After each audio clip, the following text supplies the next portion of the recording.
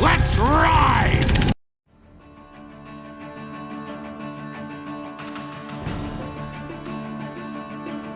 Right. Okay. We'll make a start. So everyone is here again, and it's obviously been a little bit of a delay since the last session. Work commitments and your GM had a big issue of writer's block as well, which meant which I'm still sort of fighting my way through. This is the joys of actually trying to write your own adventure as you're playing it. But anyway, we're all back, so we'll do a quick update on where we were at. So in the last session, we were in the castle, been exploring the castle, trying to find out what's been going on. And you explored the ground level of the castle. You saw the apprentices' rooms, the grand hall of the castle, and then you encountered some skeletons. And Elise I think you got stuck by a skeleton, didn't you? I think so. Yeah. You've got to jog your memories now and get back into it. I should actually ask you guys to tell me what happened. That way it make you remember better. There's going to be a quiz at the beginning. Yeah, there's a test. Pop quiz. All right, so you had a bit of a run-in with some skeletons, and then you made your way up from the ground floor to the first floor of the castle, and you went into the library, where you met the bookworm librarian. Oh, yeah. Which Clover ended up running afoul of the librarian bookworm, who cast a spell on you.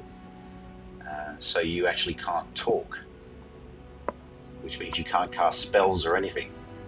That's right. Fuck that worm. Somebody go kill that fucking worm. And then the last thing we did is we actually explored another room in the castle, and it turned out to be, you heard a noise outside the room, and it turned out that when you actually entered the room, it was this large creature that was sort of like a conglomerate of like several goblins that had sort of like morphed all together into this big sort of mutated, tentacly, multi-limbed, multi-headed sort of big monstrosity. And the room that they're actually in is like a potion room. It's full of shelves covered with lots of different potions, and so I presume the goblins had got into the potions and ended up having a terrible accident. So that's where we are at the moment. So, and I'll go to the next display, which is, so here we are. So you're all in Roll20, so you can all see that, can you? Looks good. So Ada, Clover, and Elise are outside the door. Because they were a little bit further away, so they didn't get in the room. So we've got Renaud, Freyord, and Oglum. Clover actually should be in there because she threw a flask of oil, didn't you? Didn't you, Clover? You can talk, Clover. Sorry, trying to go back and forth. Yeah, sorry, I'm trying to go back and forth because I've got the Zoom too big. Let me make it smaller. Yes, I did, because I have it written down that the goblin monster is currently on fire. Yep. As all goblin monsters should be, it is on fire. Yes. It's not like what the Gen Z say when they call something lit, is it? Yeah, no, not. It's like the original version of fat versus the PH version of fat. It is the fat versus fat. It's not like Alicia Keys on fire or anything. That's right. This girl is on fire. No. So, but is fat with the PH still used, or is it now thick with TH?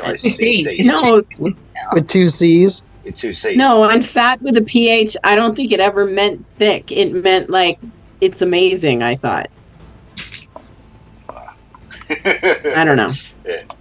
You're asking the wrong person. I'm sitting here with the most Karen hairstyle ever. I was thinking how good your hair looks, actually. I was going to dig it Oh, after you're the so session. does. sweet. It was so voluptuous. So It's when coming so, back. So when is the PTA meeting? Yeah, exactly. I am going to go to Walmart after this and cause some havoc. I'm going to demand to speak to the manager. Yeah. Right. Clover. So has at to any sit rate, at yes, some the point. goblin monster is currently on fire. I still what I wrote down is I still have potential 1d8 damage on the goblin monster next round. Yeah. So when you threw the oil, the flaming flask of oil, say that too quickly. So it's kind of thrashing around, and you can hear bits of like goblin speakers. Like these goblins are kind of, they're obviously aware of what's happened to themselves, because it sounds like it's not like a complete polymorph. They've kind of like mutated together. So it's like a committee, trying to drive the bus by a committee. So they're all sort of going off in different directions. They're all trying to move around. So the thing's sort of thrashing, and there's tentacles which are lashing out and knocking the shelves and knocking bottles of potions onto the floor and smashing them, and splashing potion mixtures around them. That's hot. So And it's hot? Is that what you said? That's hot. In a Paris Hilton kind of sense? Paris are hot.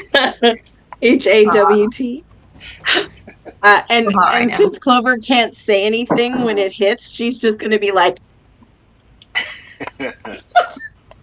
screaming silently in celebration that the goblin monster's on fire. Yeah, it's a pity you don't have any burrowing animals. You could talk to them. Is that mental or is that verbal? I thought it was verbal. Yeah, Would that be like poetic justice? Yeah. Be like a room full of burrowing animals and you can't talk to them. So, are any of the potions flammable? Because if the monster's on fire and there's potions going everywhere, this room could blow any moment. Yeah. Just for a moment, I've lost Murph. He's turned into Ada for some reason. Why is... Oh. Polymorph juice. It's polymorph juice. Everyone get out of this room. That's really weird. There can only be one. Oglin, get away from me.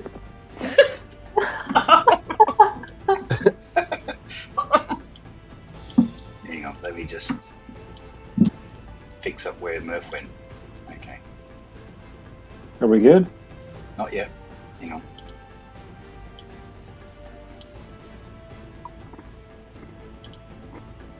While we're waiting, Murph, what are the snacks that sound so good and crunchy? Oh, and Em, you have snacks too. What are your snacks? I have crisps. I have Milky Bar, which is like a white chocolate. Yeah. This is the product placement part of the show. That's right. Yeah, exactly. We were not paid any product placement. You're not endorsed. Milky Bar. This game is refreshing. All right. I'd like to be a snack influencer. How good would that be if you just got snacks?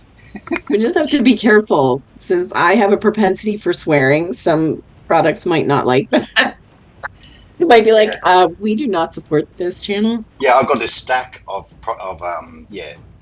companies that wanted us to give endorsements. Yeah, and it's just you've just ruined it all for us, Tracy. All right, I know. I fixed Murph. I didn't have him locked in the OBS, so he was moving around the screen for some reason. All right. So anyway, we're back to edit point. So the polymorphed goblin is on fire. You guys are standing back from this creature, but it's kind of trying to, even though it's on fire, it's kind of lumbering towards you. So I need you guys to roll for initiative, please. Who's going to roll that? Someone that is not me, because every time I do it, it's terrible. I'll do it. Go D6? Oh, Murph, Yeah, D6. Bam. Green eggs and ham. Yeah, dog. Decent. There you go. Initiative to you guys. So, yes. Renault, you're up. Oh, man.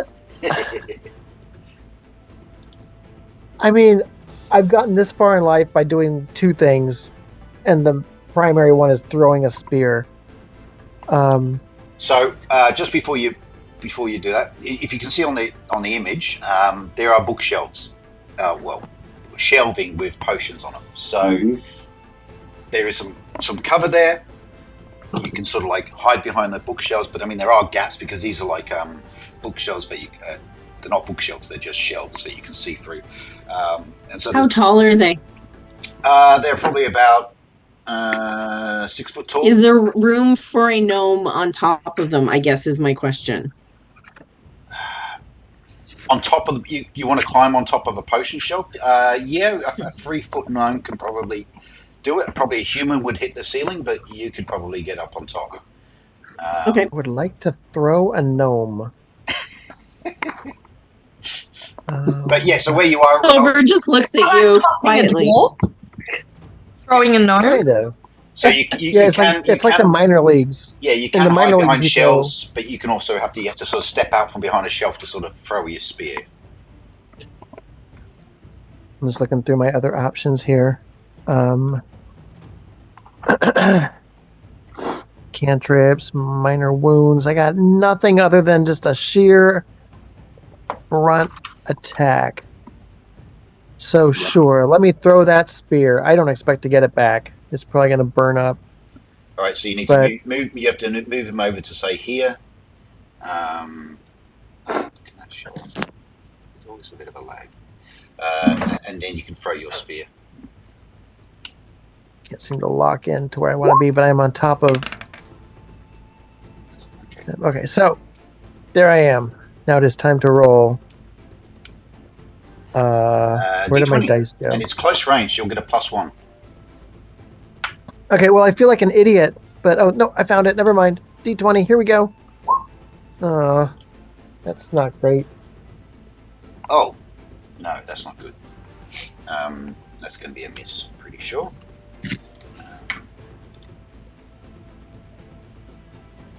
Throw it right into the back of another bookshelf.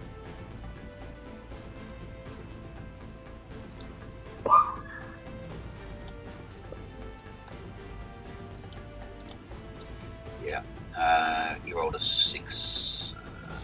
Partial. The armor class. What's the armor class of this creature? My words speak louder than my actions. Yep, no, there's definitely a miss. Okay, so moving on to Freyold. Right. I have to move closer. I'm going to take this thing head on. So you can move 20 feet and charge. So you could, you can run into it. It is on fire though, but you can sort of, you've got a shield. You can shield yourself against the flames and give it a whack. Yeah. Don't blow it out. Don't blow it out. That's right. Okay, so I can roll. I can attack. Or Now you can actually because you moving 20 yards, you can actually charge as you. Yep. And if you charge, it gives you an extra +1 to your attack. But if he goes to hit you, you sacrifice a little bit of your armor class because you've gone up. Yeah, you've sort of launched yourself at him. Yeah. So you can choose to do that if you want. If you want to be a bit more cautious, you can just have a regular roll. No, let's do it. Let's do it. All right, roll your d20.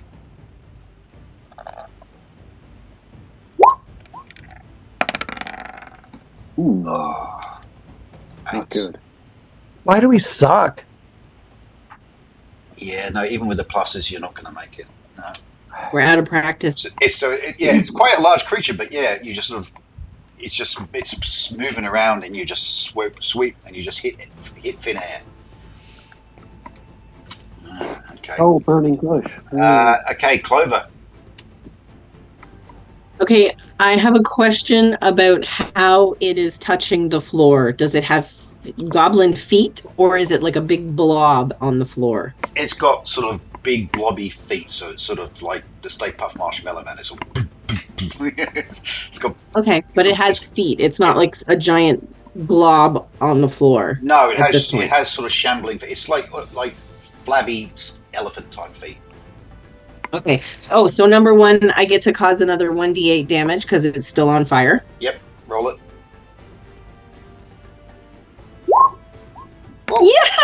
Yes. Nice. 7.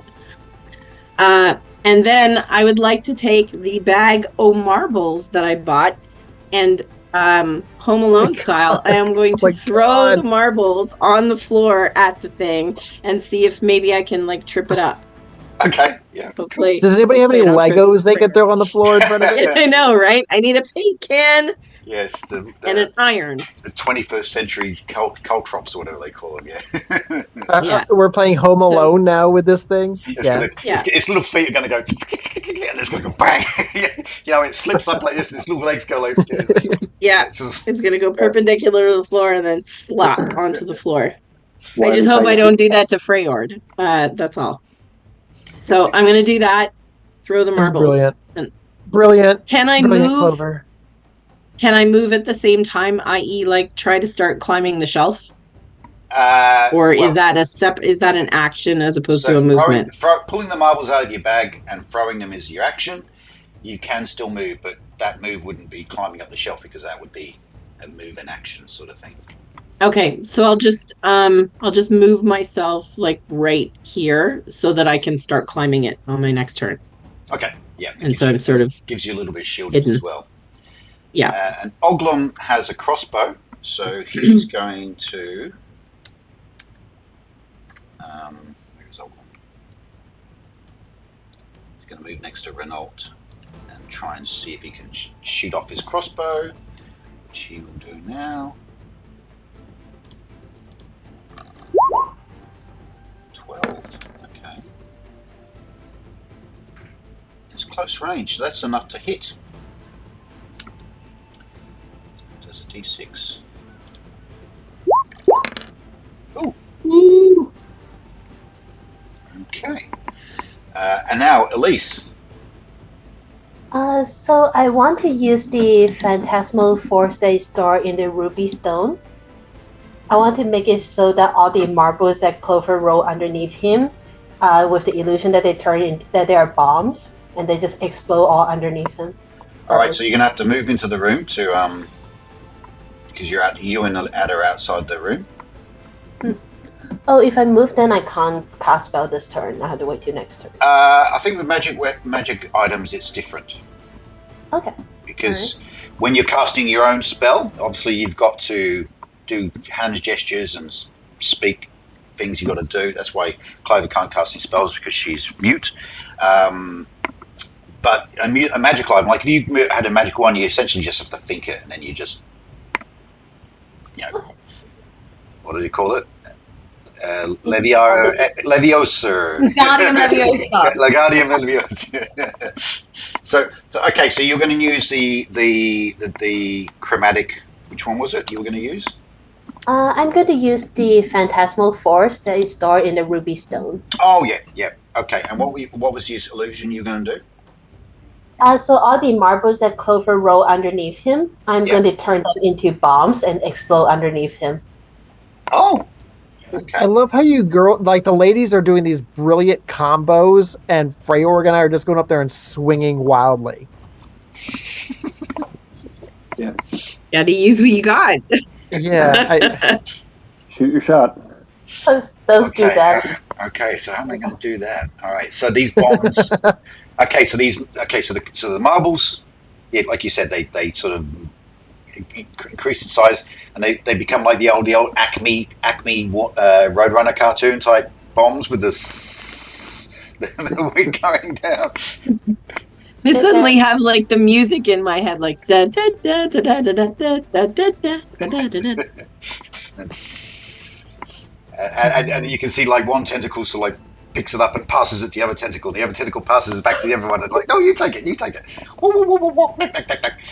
Sort of Three Stooges like, and okay, and then all of a sudden, bang, bang, three of the. Actually, no, we'll roll a d4. Roll a d4 at least. All right.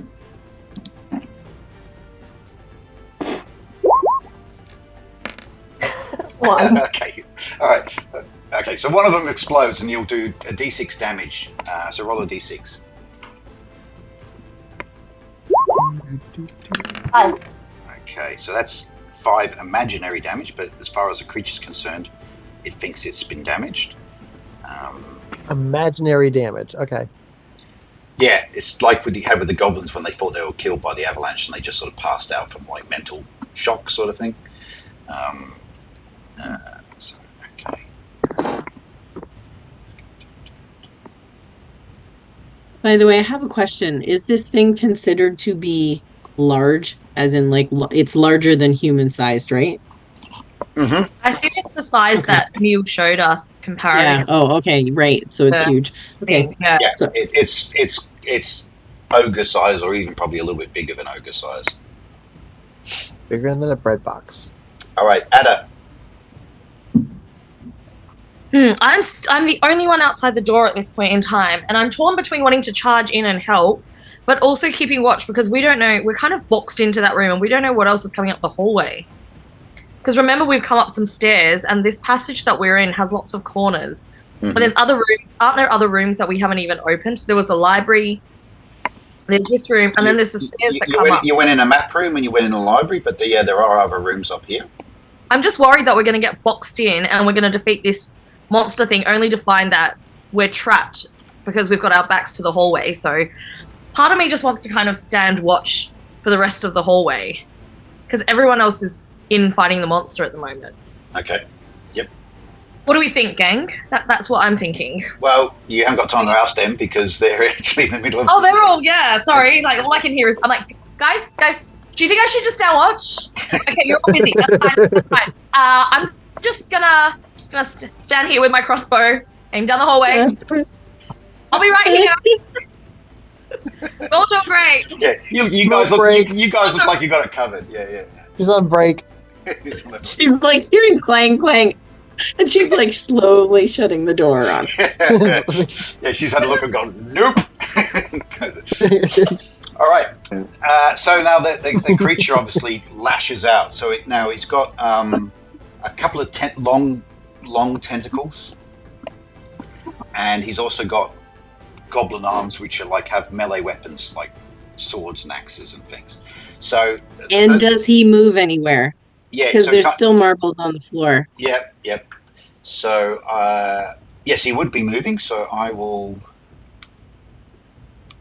How am I going to do that? Okay, I'm going to do some sort of... Okay, so They may be way too small to do any damage, although they've already sort of helped Elise, so that's good. I'll be happy with that. It's a lot of marbles. So I mean, that illusion that Elise is doing is still in effect. So there'll probably be another bomb go off next turn.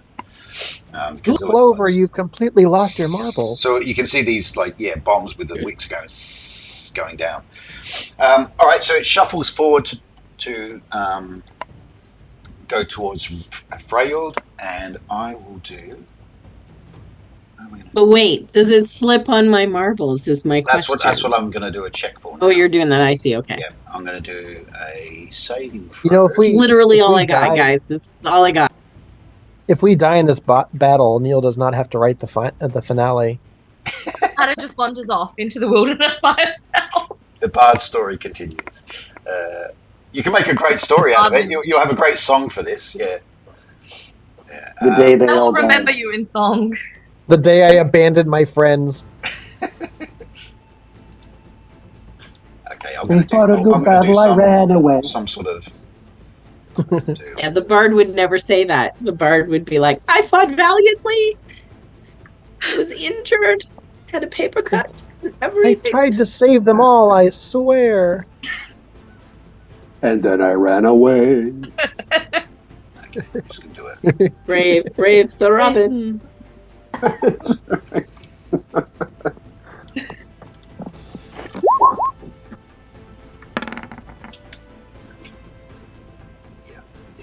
All right, so there's still marbles everywhere, but the first few steps it's taken hasn't caused it to slip. Okay. And then, so with one of its tentacles, one of the hand weapons, it slashes out at Freyord. So now, 12. Your armor class, please, Freyord. Oh yeah. Where's my armor class?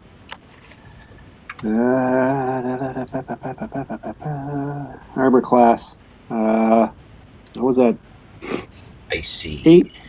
8, and I had a +1 because I'm wearing a necklace. It should be lower than that. You got your... Oh, 3. Sorry. 3? Yep. So you're wearing chainmail and a shield? Yep. So chainmail is... I have a necklace that gives me +1. Yep.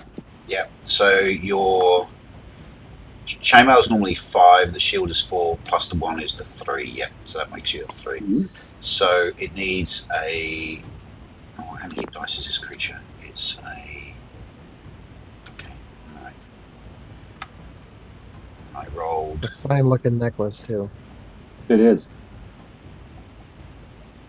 What does it look like? It needs a 12 or higher to hit you. It's like LL Cool J from the 80s. Okay, so it did actually manage to hit you. So it's going to do a d6 damage. Oh, 5 points of damage to you, Freyord. What? Good Lord. What? Yep. And the tentacle lashes out at the 2 nearest people, so it lashes out at Renault. Oh, come so on. It's like a ranged attack. That one misses quite bad. Oh, that was something I was going to do. I was going to bring in a new rule when it comes to like natural 20s. If you do a natural 20, it automatically does. It's an automatic hit, and it will do maximum damage. You don't have to roll that. So it's not like double damage or anything, but it's just something to do. And if you roll a 1 for the creature, it's not really going to have an effect because it's. But if you were like carrying a weapon and you rolled a 1, you might drop your sword or something. You'll fumble or something like that. But he's obviously it's part of his body, so the tentacle just misses. And it's got 2 tentacles, so the other tentacle is going to lash take out the tentacles. At Clover. Gotta take out the tentacles. So Clover's kind of behind the bookcase, so it'll be a bit harder to hit. So I'm gonna roll for that. And 12. Your armor class, please, Clover. Well, my armor class is 8, but I get a +2 bonus because it is larger than human sized. Yep. And I don't know what I get for being partially behind cover. So I rolled a 12. So is that 6 plus whatever I get for cover? I'm probably going to get hit because I doubt it's going to give me 3 more for cover, is it? Although, are the tentacles as... So your armor class is 8, did you say? 8 plus 2. Takes you down to 6. So 6. And then you're also in cover. Yeah, so it misses you. Yeah. Oh. It misses you. Nice. So it's got 2 So tentacles. silently, Clover goes... But as these tentacles lash out, they basically hit the shelves as well with the potions on them, sending potions smashing and liquid splashing everywhere. And some of it gets on some of you. And I want you all to roll a d20. Guys, I think we're getting superpowers. Yes. Superpowers. I'm a mage. I already have superpowers. This cannot end badly at all. 4. That sounds like a good number. This is the 3rd time I've had strange liquid on me. Alright, who rolled the lowest? Clover. I got a 4. Clover? Not good, Clover. This will be funny. Okay, roll a d10, please, Clover. Let me guess. I'm blind now, too. What am I rolling? Blind, deaf, and dumb. Yeah. Hey! Sorry, what would you like me to roll now? I'd like you to roll a d10. D10. Is this determining what potion hit me? Pretty much, yeah. I'm telling you, it's your superpower. I'm telling you. 7. 7's a lucky number, right? Lucky number 7. This is going to be funny. Okay. Yes, a potion does hit you and smashes and splashes on you. And the effect of that is as follows. Let me just pull up the description. Clover's like, what is that? Oh my god, what is happening? Maybe don't put it in your mouth. You are now a duck. Right. Oh dear. Where's the treasure section? Here we are. Treasure. Potions. The suspense is killing me. You Yes. change souls with Molly. Okay. Do I become a sheep? No, you actually suddenly it's almost like Alice in Wonderland. You know, when you eat me, you sort of you just grow. Giant? How does it now feel to be normal grow size? to twice your size. You are now a 6 foot tall gnome. Wheat. Silent. Till. I'm gonna be like, yes, but Oh my again, God, she's almost silently. And because She's you were almost normal size. you basically grown to normal size. Normal human size, I should say. Yeah. So, yeah. I'm glad I wasn't on top of the shelf yet. Yeah, your head would As if it grown to have hit 6 the feet. ceiling. Like, Yeah. yeah. Oh, I actually need to roll for the. I also need to roll for the polymorph.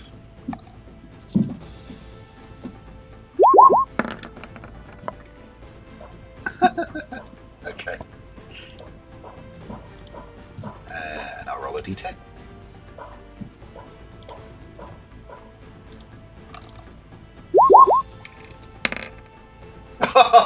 Okay, I rolled a number 1. Okay, the polymorph creature is also splashed by a potion, and it actually starts to float off the ground. Yeah. And it's sort of levitating. So it's like its legs are sort of kicking like this, and its hands are flailing out. And you can hear the goblin voices sort of screaming as it's like, "Ah!" as it's trying to control itself. Those marbles are useless now. And because it's so big, it sort of kind of just floats up and sort of, you know, when you got like a helium balloon, you let it go and it sort of bump, bump on the ceiling. It's sort of bumping on the ceiling like that. All right, I want you guys to roll for initiative again, and I'm going to give a penalty to the creature because. Yeah, we're now completely just a Tom and Jerry cartoon now. Who's rolling for initiative? I think I started it with the marble. D6, right? Yep. Ooh. Whoops, we both did it. Oh, okay. Actually, Sorry. it's tied because it's got a negative because it's sort of levitating and lost a good control. So we'll roll again. I think Renault is Go for it, Freyord. Roll again. You think Renault does what, Elise? I think Renault is human, so human I remember having some advantage with initiative rolling. Oh, yeah. Yeah, you're right. Yeah, that's Right. true. Okay, you guys get to go first. 6 anyway. Yeah. All right, Freyord, you're closest. Yeah. Well, I don't really have much option but to attack it. Okay. So it's levitating up a little bit. I mean, it's you don't have to you can still kind of reach it because it's still quite large. It's You're like pinata now. it's like it's like a pinata. And he Plus bumps it inside. up. Fuck it. So yeah, roll a d20. Come on, good roll. 10. Half and half. Yeah, 10 plus 6. You get +1 for your strength. Mm-hmm. That's not going to be enough. Yes. No, you missed it again, unfortunately. Do you want to stay there, or you want to move back, or anything? Or No, I'm going to move back. Just back here a little bit. But still in the room. all right. Unlike Adam.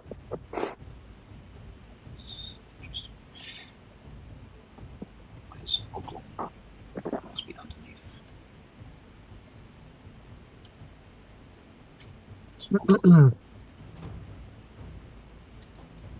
That's weird how it's not updating.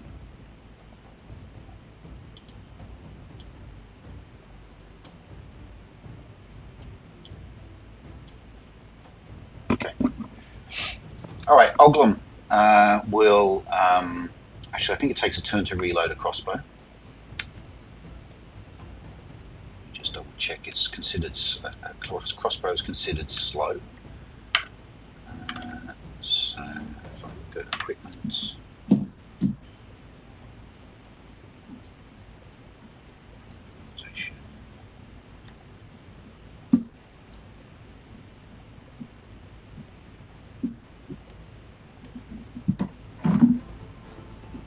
Weapons and armor.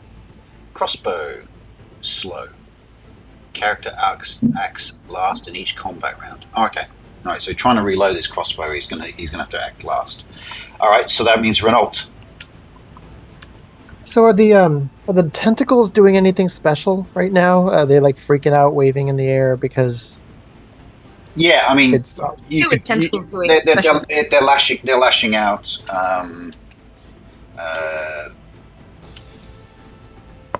Yeah, they're just the arms and legs are all sort of flailing about all over the place. So you can lash out at a tentacle if you want to try and cut it off. So I definitely like want to focus on trying to take out a tentacle with my short swords. Yep. All right. So you draw your sword. The tentacle's flipping around, so it's a little bit harder to hit than the whole big body.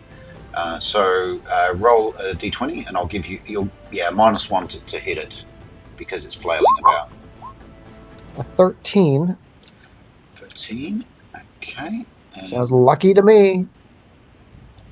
That is 13 is that should be enough. You've got a +1 anyway for your strength, haven't you? I do because of my opal ring. Oh, that means you've got +2 then, because I think your strength is over 13 anyway, isn't it? Let me take a look. My strength is 13 +1 for +1 damage, and then I have +1 strength for the opal stone. Yes. Okay, so you have +2 then in total, because you plus the opal stone plus your strength. So -1 for the tentacle being harder to hit, so that makes you still +1. Ooh. So I think you should. What did you roll? 13 forwards. That makes 14, which 15. is enough to hit. Okay, so d6 +1. Get myself a 4 plus a 1. That's 5. That's enough to sever one of the tentacles. You're welcome. Ooh, nice. The tentacle drops to the ground and it sort of twitches and moves around. All right, Clover. What is 6-foot-tall Clover going to do? Shit. Okay. Pick up the tentacle and beat it with it. I call dibs on the am tentacle. Mine.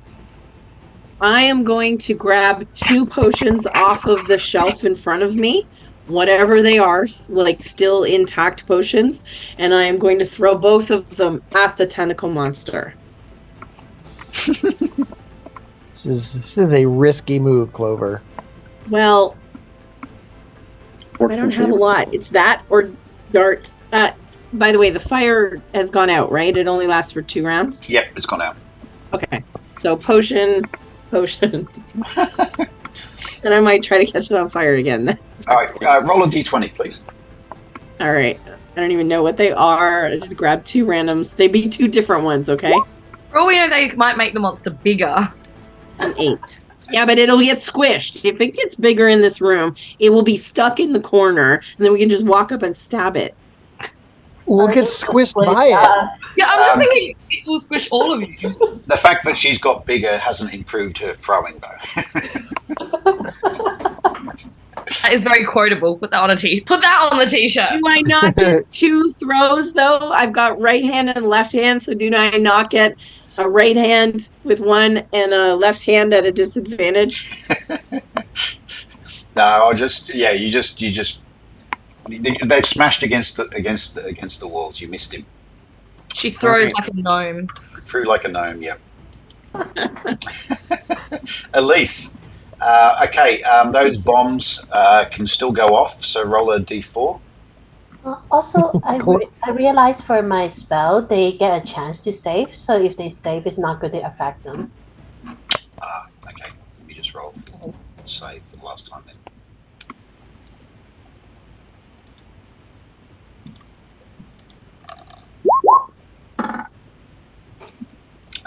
actually did save them. Hmm. So, but this time you can roll a d4.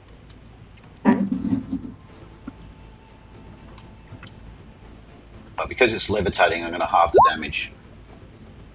2. 2. Okay, so roll 2d6 and halve the damage.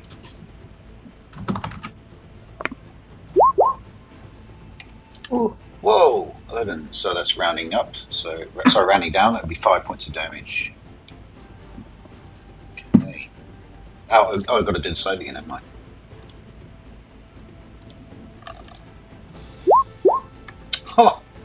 Oh, he's lucky. He's doing all right in the saving throws. Wow. All right.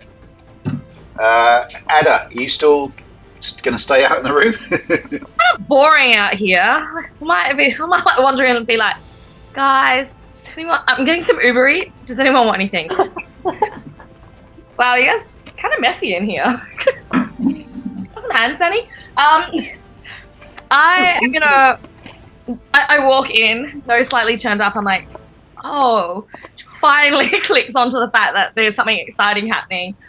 I draw my crossbow and decide to take a hero blow at the monster right between one of its eyes. I assume it's got several eyes. All right, move yourself into the room, please. Heck yeah, here she comes. Oh wait, if her Hey, Clover's in $20 bucks. The gang's all here now. Here she comes. All right, let's do it.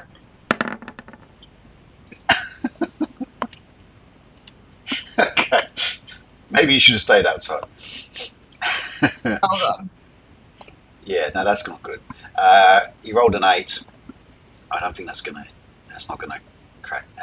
Yeah, no, you're gonna miss, unfortunately. Did I roll? Yeah, you rolled an 8, didn't you?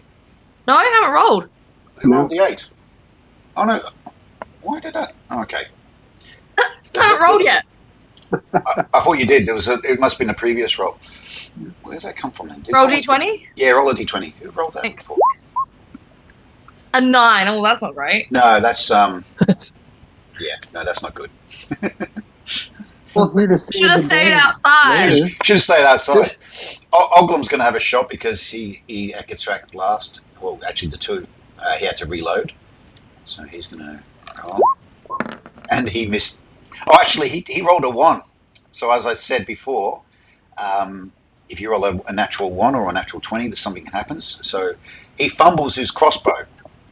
Fumbles the bag. Yeah, he drops his crossbow. That's better than M getting a bow in the chest. She's like right next to the thing. Like, Yeah. look, you did it on purpose. Okay. All right. So the creature now gets to attack, and Ada's pretty close, so it'll lash out with one of its swords to try and hit Ada.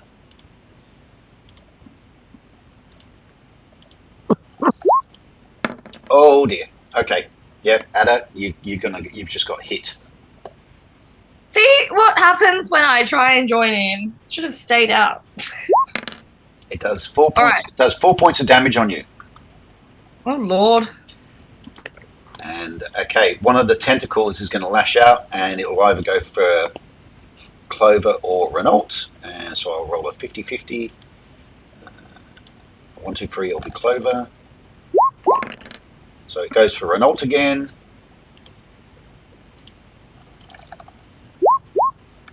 But it misses. But like I said, it hit the shelving still with the potions. So I want everyone to roll a d20 again. Come on, potion that makes you talk. Damn it. 4? Does that matter? 15. Did I roll a 4 again? You no, I think at least rolled a 4. Oh, okay. I guess it didn't roll. You haven't see rolled one yet. for me. You haven't rolled yet, and Okay, I thought it rolled automatically. So. It's not looking good for Elise.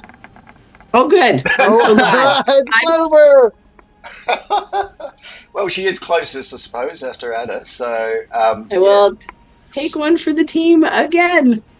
It's because I'm literally standing right next to the shelving like a freaking moron. Come on, I would just roll for the fire breathing. Come on. Okay. Yeah, just you, Clover. You got splashed. Roll a d10, please.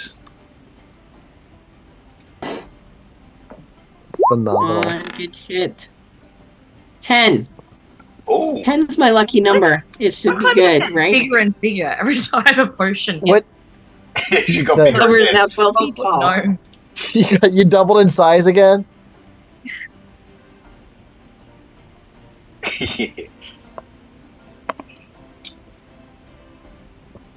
If this fight lasts too long, Clover will just keep doubling in size. Eventually, she'll be larger than the planet. Okay, I just need to roll a d10 The for a end. moment. End of the campaign. You can now talk again, but only as Christopher Walken. You in the Stupid red, riddles. don't make me tell you again about the scooching. Don't make me tell you again about the scooch. I see your tentacle. One's on the floor. I hit it in my ass. All right. For 5 years, I hid that up my ass. That watch. Clover, the 6-foot gnome, starts to levitate off the ground. I'm 6 foot tall, Peter Pan. It's the rapture. But, but guys, all of you look at her and she's not levitating. But Clover thinks she's levitating. Oh, great. Delusions of grandeur. Yeah. Oh, great. Yeah, So that's great. So she just literally went, "I'm Peter Pan," even though we don't know where the. This is literally, Silently. Okay, what is a Peter Pan? this is little person's disease. Kind of like she now thinks she's like bigger than she actually is. She's flying. Yeah, for God's sake. And she's kind of No, like, I literally am. So she's kind of like going like this, so, like as if she's like levitating, like Swimming through the air. Yeah, Yeah, I'm like but- trying to swim through the air. So you guys are just watching her, and she's sort of standing on the ground. Obviously, she's not diminutive now; she's quite large, but she's kind of going like this. So Wow. yeah, you Actually, I'm going to turn around and look at them and be like, this is awesome. So Clover is actually under the delusion that she's levitating, but she actually isn't. Oh, All right, let's roll for initiative again. Who's rolling this time? mm-mm. Oh, I will. Go on, Okay, Anna. you go at it. Great. I'm so happy. you Elise took me rolled. over. Oh, Elise says no. Oh, and I rolled a 1 as well. Actually, Oh. Elise is a human, so you just got enough. So, all right. Ada, you're the closest. I've taken 4 HP damage, which means I think I started at 11. So I've got 7. Okay. I have a sword. I can take a swing at this thing. Are there other tentacles flailing near me? There is one, but you're close enough to hit the main body. Ooh. So one tentacle was cut off I'm by going to Renault. stab it in the eye. I want to take out an eye. Let's go. Well, it's got multiple goblin heads. You could kind of stab at there. Well, it's got a big like mouth in the middle. You could sort of stab at the mouth. I'm taking a stab at the mouth. Let's go. All right, D20, roll. Woo! Ah! Yes, that's better. With your normal sword, does 1d8 damage. What's your strength? My strength is ability score strength 10 Okay, so just d8. D8. Ah, 4. Okay. My strength is I'm a people person. my strength is singing, seducing, stealing shit. Okay. So you stab at the creature. It gives out a groan as you sort of embed your knife into it, sword into it. Are you going to continue to stay where you are, or are you going to move? I'm gonna stay here and continue to stab at it. Yeah. Actually, no. I'm going to take a step back. I'm a little too close for comfort right now. Mhm. I'll take a wee step back. All right. Hmm. Where is she? Must be underneath Renault or something. Oh, Or how saucy. or Mid battle. you're underneath Oglum, maybe. Underneath a lot of people, apparently. Yeah, I can't see your token. All right, Renault. Well, attacking the tentacle worked out very well last time. I think I would like to attack another tentacle Mm-hmm. All right, roll a d20, to please. add to my tentacle collection.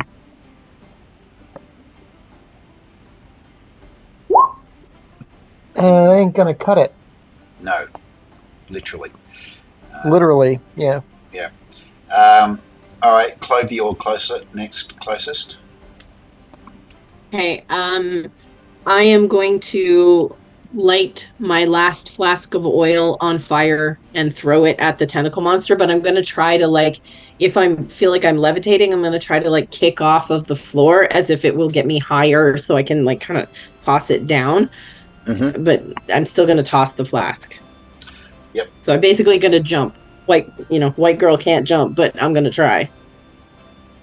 Yep. Okay, roll a d20, please. That's an old Woody Harrelson movie, by the way. Fudge! That's a 5. 5. Okay, let me just double check about oil.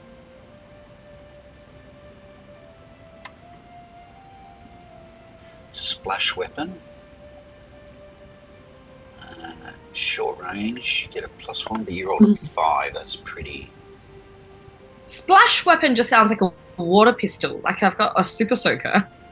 It's like Gallagher with the pump with the watermelon.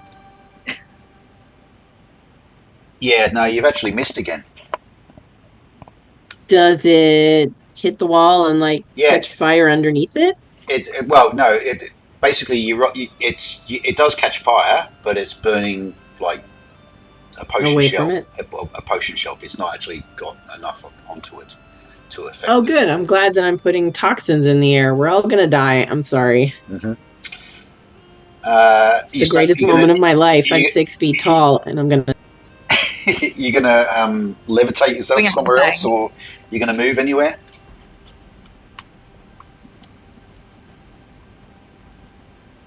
Clover, are you gonna move, or? I'm just backing up a little bit, Okay. so I'm more shielded by the shelving. Yep. All right, Freyord. Shielded by the shelving. Yeah.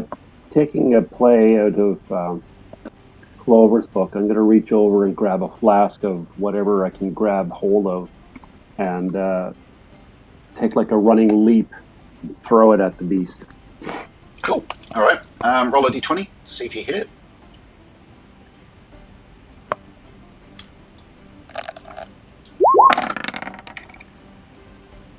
Oh, yes. Now I need you to roll a d10. D10? To find out what potion you actually threw at it. 4. 4. Okay, that's interesting. All right, how am I going to do this? Okay. It's very ominous laughter when it comes from the DM, and it's like, ha ha ha ha. What shall I do? Ha ha ha.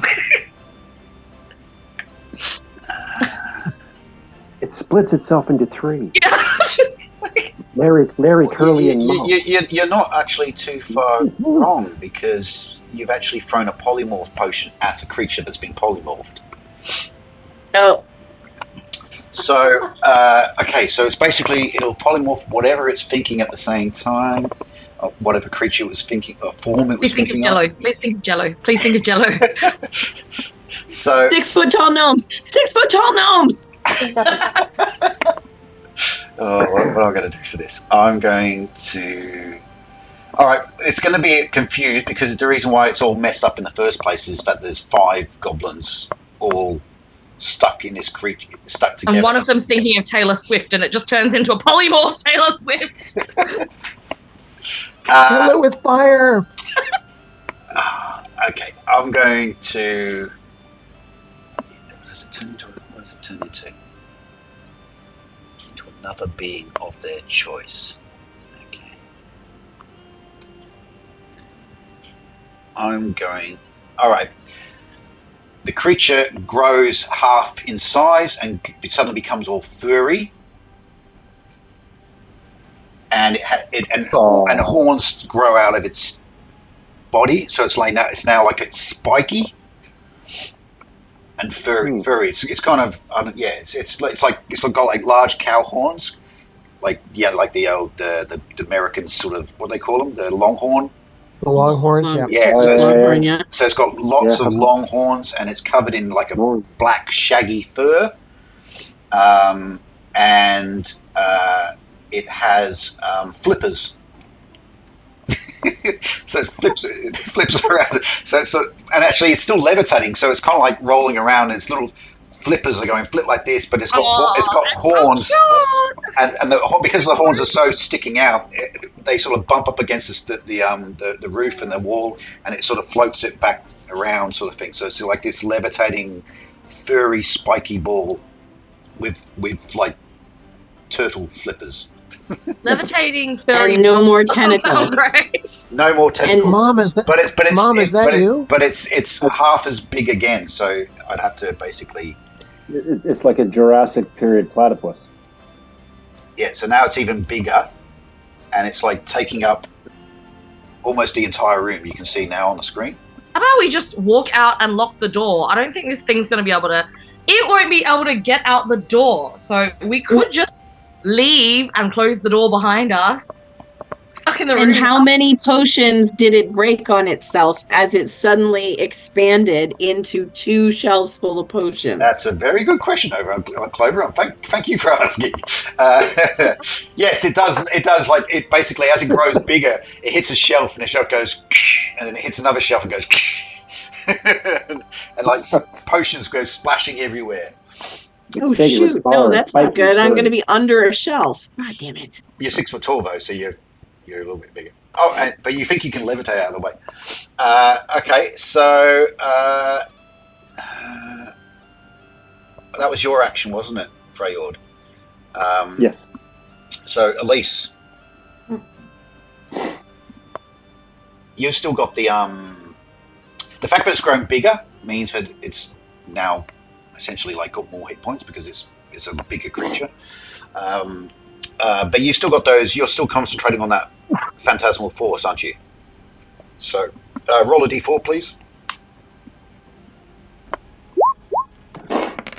4. 4. Okay, 4d6 Harper. It's bigger. Does it touching the ground more again? Actually it's closer. Yeah, that's true because it's like half again in size. So we'll do the full damage. So that's 8 points. But he's got to do a saving throw. Let's see if he saves it.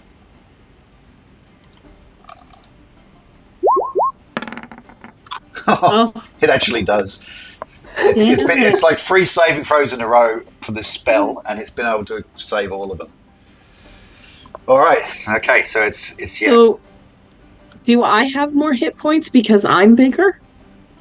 What does it say about growth potion? The character or is it not the same potion?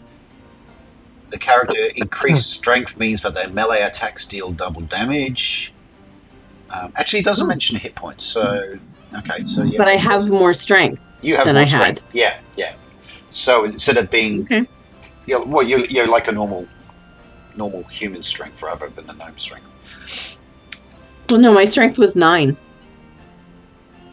I didn't have low strength. I had sort of average strength, so now it should be slightly higher than that, right? Yeah, basically it says you do double damage. Oh, okay. If you stab or hit something. If you throw a dagger or whatever, it's going to do the same damage as it normally would. Right. But if you do a melee attack and you actually run over and try and stab the thing, you will do more damage because you're stronger. I mean, where I am right now with the shelving and stuff, the shelf is still in between me and this thing, or is this thing starting to like ooze through the shelf? It's that shelf is still standing. The other 2 shelves are basically covered by the creature. They've been knocked over. Okay. Oh, I'm sorry. I don't even know if it's my turn. I'm just asking questions about where it is and let's do it. We've done Ada, we've done Renault, we've got Clover, we've done everyone except Oglum now. But Oglum has to pick up his crossbow. He might just draw his sword and run in and try and smack it. 20, 13. His strength is Oglum has a strength of 15, so he's got that's a 14. Is that enough to hit? Might be. 14. Yep, he does hit. So he's doing something useful for a change. So it's a. Has he got a short sword? No, normal sword. Okay. So it's a D8. And he does 7 points of damage. All right. Oggy. So he lets out this. He's become Oggy. Oggy. Oi. He lets out. He hits it with the sword, stabs it with the sword, I should say, and it sort of spins around as it's levitating and thrashing around and knocking things around again. So it's trying to, control what it can do, but it sort of just moves itself towards Oglon with its horns to try and stab it.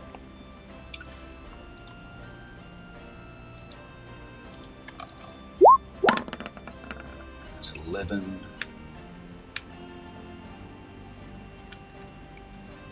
11. Okay, that will.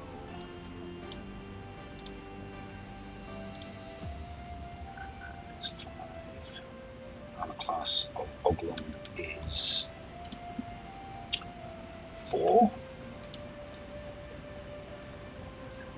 11. That's enough to hit him. Oh, so he hits Oglon.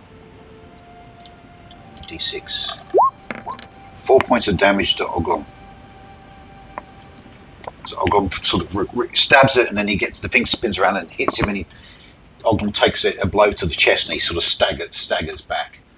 His manly chest. Yeah. And like I said, this thing, as it's grown and it's got stabbed, it's smashed some potions. So I want you all to roll a d20 again, please.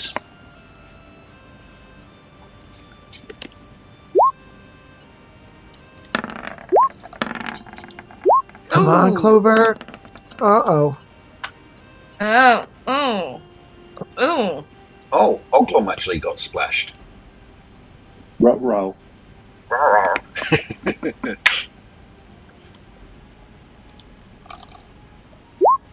Oh, that's not the roll for the bad guy? That's the roll for Oglum? That was the roll for... I forgot to do the red roll for the bad guy. Do that as well. Oh, close. Yeah, Oglom. So I rolled a 7, didn't I?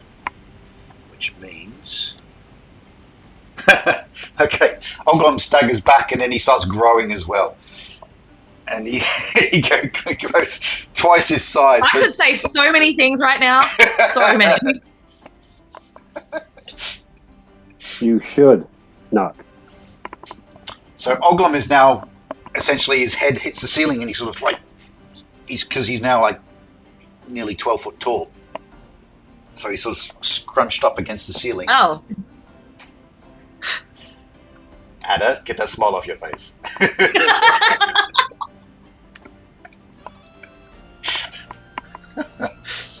Okay, yeah. So, but I mean, good thing is that double the size, double the damage. So if Oglum is able to hit next time, at least it's gone. At least it's like gone.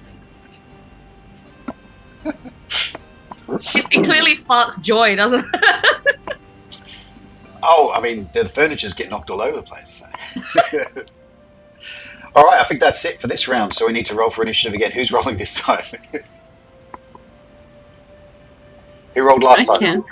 Go on then, Tracy. I think Ada did last time. I'll give it a try.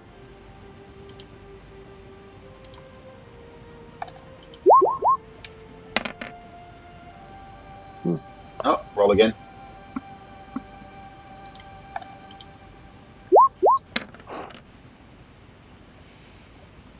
Creature goes first. All right.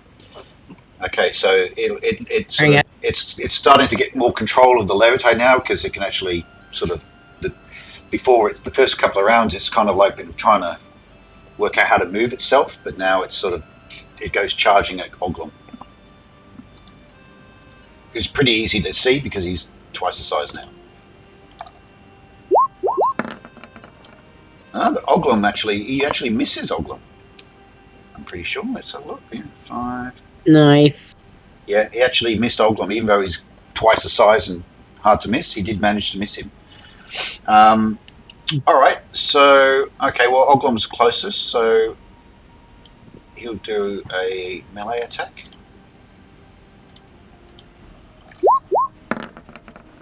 Oh! Bang! And because he's giant Oglum, he's going to do double damage. Yes. Yes. So it'll be 2d8.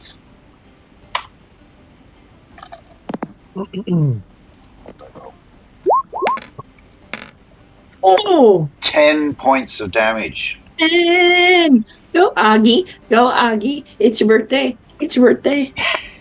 And with that, the creature goes, and then it sort of becomes lifeless, but it's sort of kind of still levitating. Oh. It's floating there with these spiky bits. Kind of creepy. It's now all bloody. It's like 99 lift balloons all stuck together. Yeah, this is black, shaggy, spiky, horny. Shaggy and horny. Black and horny. Hey, you Shaggy are the one and making horny. comments about Oglum being bigger. Are you shaggy, baby? Are you? Yeah. Spiky and horny. So for my spell, a monster I see take disadvantage if I'm creating something I haven't seen before. So I'll be keeping track of everything we saw, so that I can add floating shaggy honey out with flipper corpse into my list of monsters I've seen. Yeah, that's just gone in your Be right back. It's you, what is it? It's not your wank bank. It's something. Oh, it's just on her grubby pillowcase. Yeah. Rolling notes on the dirty pillowcase. So now it's this lifeless, shaggy, like shaggy lump with horns. Big horny lump. Yeah, and the blood You big horny blood's lump. dripping out of the body and just pooling on the floor. Can I look at the potion that's on my skin? If there's still anything on it, I want to see what color it is, or colors, if there's more than one. And when it splashes there on any you, still when left? it splashes on you, it kind of absorbs into your skin. Just all soaks in. And then some of it was on your clothes and everything like that. And So no color. And now you all of a sudden your voice comes back. Oh, well, that's shitty timing. Yeah, but you're still twice as big. Yeah, I'm gonna grab one of each potion. I would like 10 potions, please. Okay, well, Are they? They're not big, right? Like they're little most of the potion potions bottles. have been broken, but There's a shelf behind us though that hasn't been knocked over or knocked into. you were able to retrieve the following potions. And honestly, because these potions are in a proper potion storage place, because it's all proper, you actually, they've actually got the names written on them. Well, isn't that nice? You were able to get 2 healing potions, a potion of heroism, which I can explain what that does. Heroism or terrorism? Or heroinism. Oh, heroism. So, potion of heroism. Normal humans and characters of a combat-focused, non-magic using class. So, fighters. So, essentially, this would most likely be Oglon or Renault. Who drink a potion of heroism temporarily gain additional levels. The number of levels gained depends on the character's normal experience level. So if you are first to third level, you will gain 3 levels. So you will become so you're a second level fighter. If you drink this potion, you will become a 5th level fighter. And so you gain all the attack abilities, and you also get the extra hit points while the potion lasts. And But only Can temporarily. Renault use that because he has magic though? but Isn't he also like a druid? Yeah, but he's a multi-class, so he's a martial class. So he's allowed to do both. Okay. Yeah. Cool. So, and any damage that you suffer will also come off these inflated hit points. So you have to. So yeah, you are essentially temporarily a 5th level fighter for all intents and purposes. The actual duration is... Yeah. That's kind of important here. It will be 1d6 plus 6 turns, so it's going to be a minimum of an hour, but it could be up to 2 hours. You could be this strong. Wow. That sounds like the kind of thing you save for the final boss battle. It would be, yeah. And you Or, also, fighting a giant hairy horn monster. it was 2 healing potions, a potion of heroism, and a potion of polymorphed self. So this is obviously the one where the goblins had been getting into and caused this issue of them. So when you drink a polymorph potion, whatever creature you're thinking of, that's what you turn into. I'll just... I have to look under the spells to get the exact description. And how long does it last? And can you just think of yourself, but taller and... It'll last hotter? for 1d6 plus 6 turns, so at least an hour. And polymorph self, where is it? So if we were thinking of Derek the Dragon, we can turn into a dragon. Yeah. I'm going to look at the actual spell description to see if there's limits on the size. Where is it? So you can turn into anything you want. Anything, But that's too big. You can't turn anything into that you can think of, yes, you can turn Not into. that. But I'm just, Can I like I turn said, into Beyonce? I'm just checking the actual polymorph self. Here it is. Okay, this is the spell description. It lasts 6 turns plus 1 level. So it can last an hour. Okay, the new form may not have higher hit dice than the caster's level. Okay, so if you're level... So you couldn't become a dragon because it's a much, much bigger creature than you. So essentially, you can turn into something of an equivalent size-ish to yourself. So if you're human, I would probably say you could turn into a wolf, or you could turn into a bear, maybe. Maybe not a large bear, but you could turn into a bear. A moderately sized bear. One bear, man. a mediocre bear, moderately sized bear.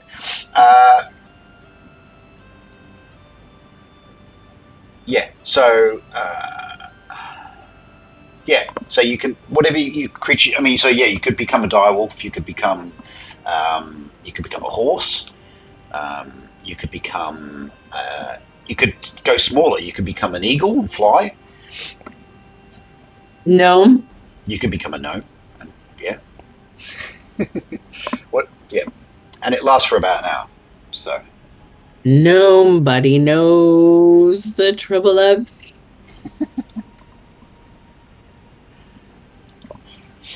Okay. Who got really hurt during that little skirmish? Oglom took some damage, and Freyord? Ada took some damage, and so did Freyord. Okay. So here's 2 healing potions for whoever needs them, because I don't need it. I took 4 hit points. So give one M and give one. Murph, you took what, 5 or something? Did you took a hit of? I took 5, yeah. Yeah. So how many have you got left? Hit points? Yep. I had 20, so I'm down to what, 15? Yeah. Okay. Oglom took 4, so he is down to.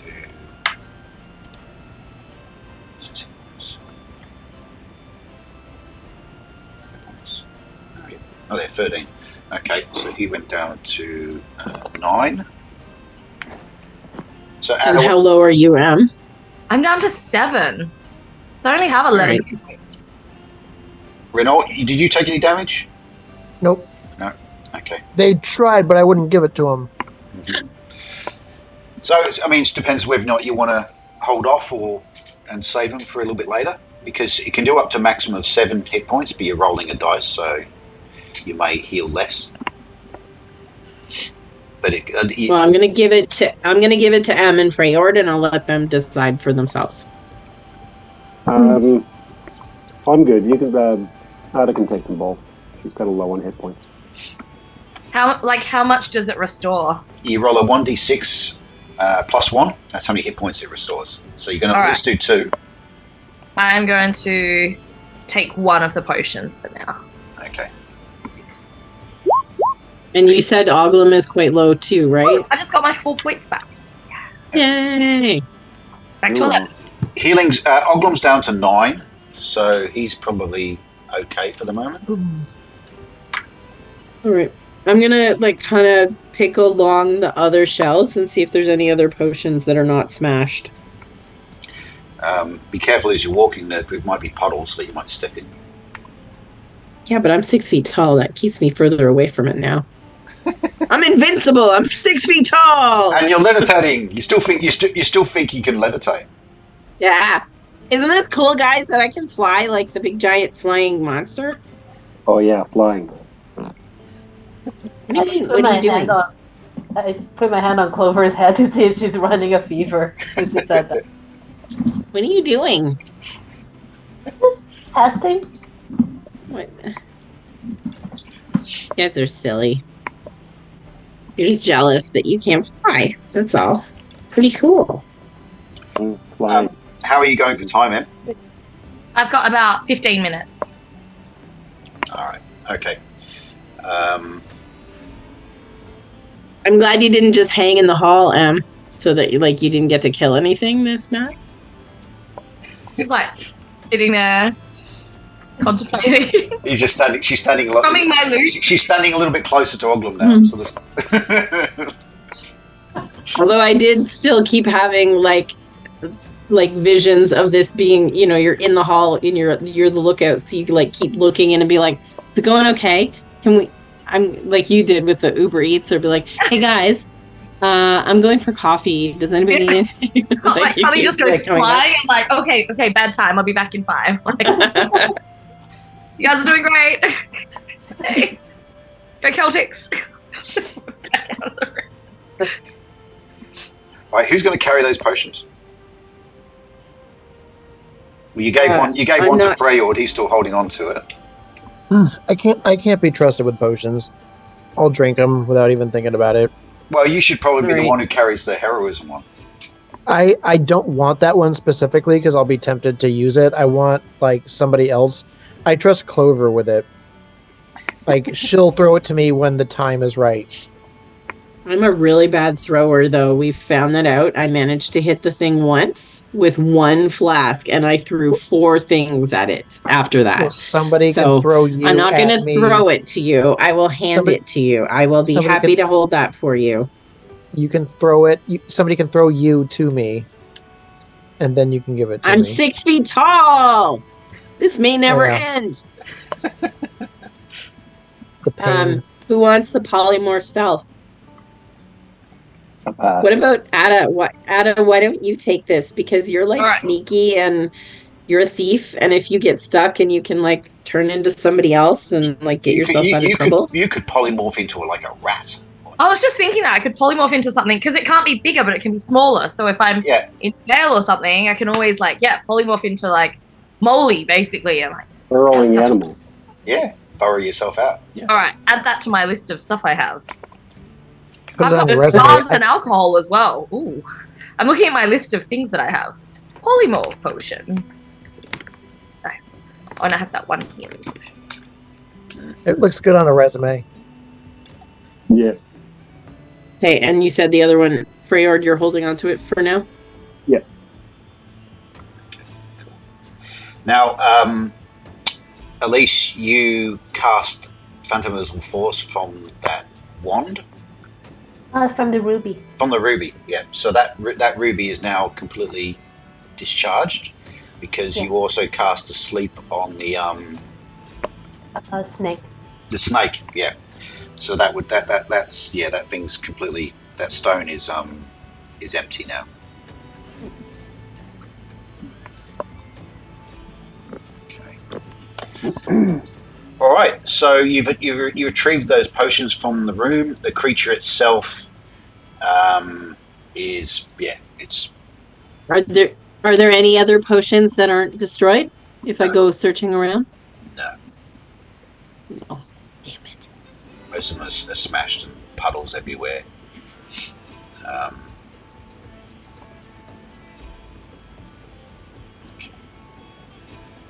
All right, so what do you want to do? Well, we're going to lose Ada in like 10 minutes, right? Is it good time for me to tap out then? Yeah, well, you can go and explore a bit more if you like before you leave. You have a little bit of time. Sure. Yeah. All right, back out into the hallway. And so one room is the library, one room was the potion room. What are the other rooms then? Take me to the books.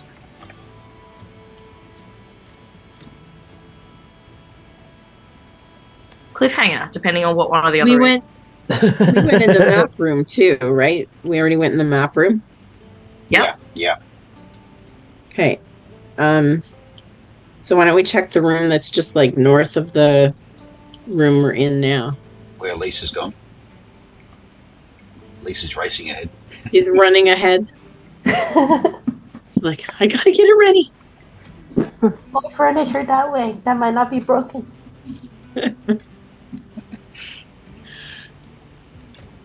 Renault's gone running off down the other end corridor. I went the wrong way.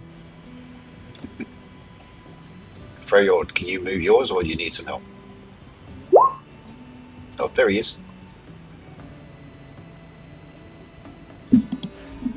Alright. We're on a Congo line here. Yeah. So, Renault, you're in the front. There's a door right in front of you. And add a zipped off then. I have some sort of door skill. So there's a door to your left, and then up ahead, you can see that the room opens up into a sort of open area, and you can actually see another staircase further up. You want me to listen at the door? Yeah. If you Is want. there a suit of armor or someone standing guard? Give me a second. I'm just going to roll for something. Hang on. In that big space with the dual staircases, I can see like a suit of... Just off to the right side on the screen as we're looking at it, there's something standing guard outside a room. And I don't know if it's a suit of armor or if it's an actual sentient person or creature. It looks like a suit of armor. Okay. Whether or not it's sentient or not, I don't know. So Ascension I'm going suit of armor. to listen at the door, Neil. All right. Use my 2 and 6 listening at the door. Yep. Are you rolling? Oh, sorry. I can't remember if I'm supposed to or not. I'm rolling now. 2? Okay. You listen at the door, and you can hear a little bit of bubbling, but that's all you can hear. Bubbling. I have a feeling this is where they make the potions. There's some kind of like thing in there. Or it's a kitchen, but I don't think it's another kitchen. So I think it's a potion room. Like a chemistry room. Not chemistry, what the hell would I call it? It's like a potion making place. I don't know. Apparently when you're 6 feet tall, you're dumb. A cauldron room? Maybe. I don't know. Okay. Is someone A out the door? cauldrarium? Alchemy room? I'm not it. Not opening the door. You're 6 foot tall. Somebody You're wearing invincible. armor Let's can just open go the in damn there. door. Let's just go in there. You're And what's invincible, the worst? Clover. And you think you can levitate, so... Yeah. I'm opening the door. Yeah, let's Can go I in. open it? Yeah, open it. You open Is that a it. thing I can do? Yep. Oh my god! And this time I am Everyone. standing guard because there's a staircase and a potentially sentient suit of armor nearby. You gotta see this, everybody! So many chairs and tables. It's like Alicia's in a kid in a candy shop. Freyard, you're muted. All right, it is an alchemical laboratory. That's the technical term, Clover. Laboratory for an alchemist. There we go. Yeah. Laboratory was the word I was looking for. So there is, as you can Laboratory. see, there are tables, there are test tubes, there are things bubbling on little cauldrons, there are different jars containing different ingredients for possible potions, tables with various different sort of implements all over it, some recipe books in bookshelves, and some bits of paper with again, potion instructions. Elise and I are both like, ooh. Like, I'm like, these look like scrolls over here. And then you're like, recipe books. What? You can't talk. Yes, I can. Yeah, I got my voice back right after the a thing. voice came back, yeah. Oh, I missed that. It must have been downstairs. Sorry. Yeah. And as she's talking and you're excited about the scrolls, all of a sudden you start to see her and she's shrinking. Wait, Oh. no. I'm melting. And within a moment she's back to normal gnome size. Wow. It was really nice being 6 feet tall, I gotta be honest. Oglum is still 12 foot tall, by the way. He sort of had to scrunch down to come in through the doorway. He's going, oh. All right. Okay. All right. Yep. I'm gonna grab a couple of scrolls, You can have whatever I can carry. You can have a look in there, are you? Yeah. Okay. So what they seem to be are most of them seem to be notes and instructions about potions. Some of them are written in magic, so you'd probably need to use a read magic to decipher what they actually are. But Do any of them have titles on them that are legible? Me? I know what it is. Yes.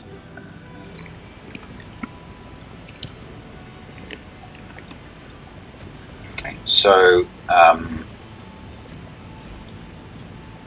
one is a scroll that it has a recipe for a potion of speed. Oh, you're leaving in. All I right. was standing out in the hallway dutifully. Okay. All right. We'll pause for a moment so I can fix the screen. But yep. Hopefully we can do another session very soon. Yes. I can actually do another session pretty soon, so. All right. Cool. All right. All right. Bye, Em. I am. Bye. Bye. Hi, Ada. Yeah. All right. So looking through the piles of papers, most of them are like a lot of them are written in magical language, but there's a couple that have some common on them. One is, like I said, a recipe for a potion of speed, Yeah. and the other one is a recipe for a potion of fire resistance. And in amongst the papers, you also find a scroll of detect magic.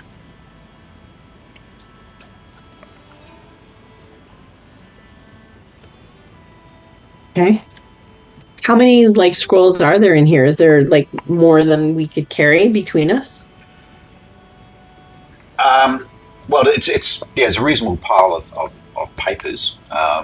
It'd be a good armful if you pulled them all out of that basket. But like I said, most of them are, like I said, recipes rather than spells. Oh, so the scroll of detect magic and the 3 that you named, are those spells or are they recipes for potions? It was a potion of speed, potion of fire resistance. They're recipes. They're not actually they're not spells. Okay. Yeah. So if you get the ingredients for those off the recipe, you can then follow the instructions and make your own potions. But there is actually a magical scroll of detect magic in there. Oh, okay. That one's okay. Magic. And then, so I'll grab a bunch of those and whatever else I can shove in my bag, whether I know what it says or not. I'll help carry. Okay. Yeah. I'll be like, Elise. You just walk around just looting the place. Go, oh, there's like a magical supermarket. Taking all. I mean, it's either Elise. murder everything or steal everything. It's kind of the D&D way. Yeah. So there's that book that is open on the table. What's the book on? That book seems to be like a scientific or a note-taking book. So it's not. It's like obviously it's a laboratory. They conduct experiments developing potions, and they make notes in their book about the particular thing they're working on. You don't know whose book it is. It may be. I mean, Alcar is the alchemist. That's what he's known for. But I mean, obviously, he can cast spells as well. He's a magic user, but he's known for developing potions. So it could be his notebook. It could be one of the apprentices' notebooks. You're not sure. What's the latest things they are working on?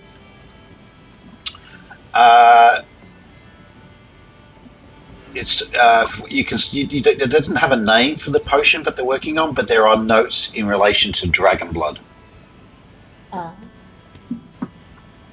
Experiments with dragon blood, and you can actually, there's a tiny little vial on the table which has like a very dark, almost black substance, which if you pop the cork and sort of smell it, it kind of smells like blood.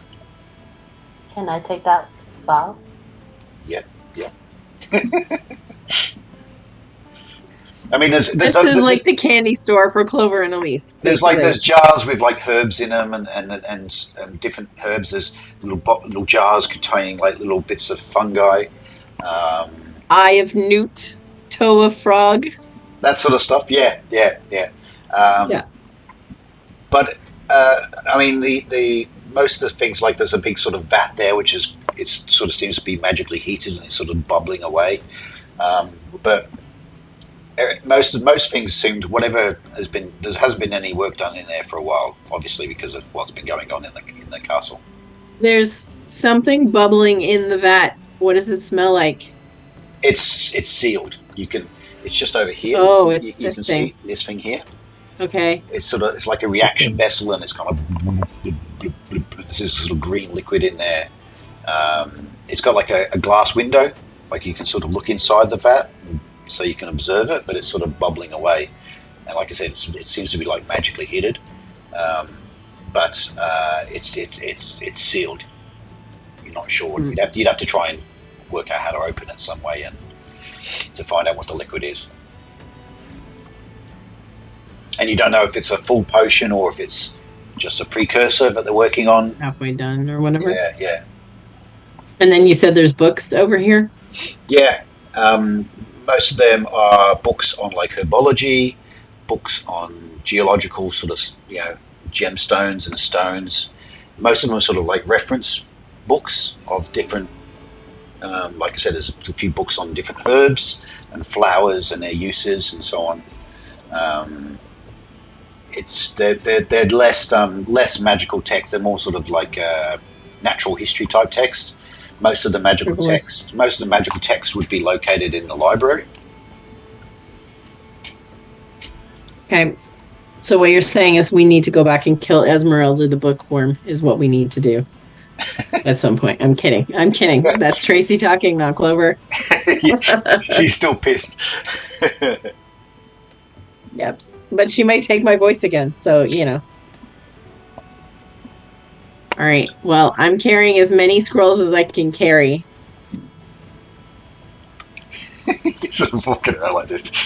No, like in my bag. I've shoved them in my bag. Out of here with your arms full. It's like the stack of papers. Just so you can just see, just her eyes are just above the stack of papers. You go, yeah, exactly. She'd take one, fold it in half, shove it down her bodice. You're stuffing your bra.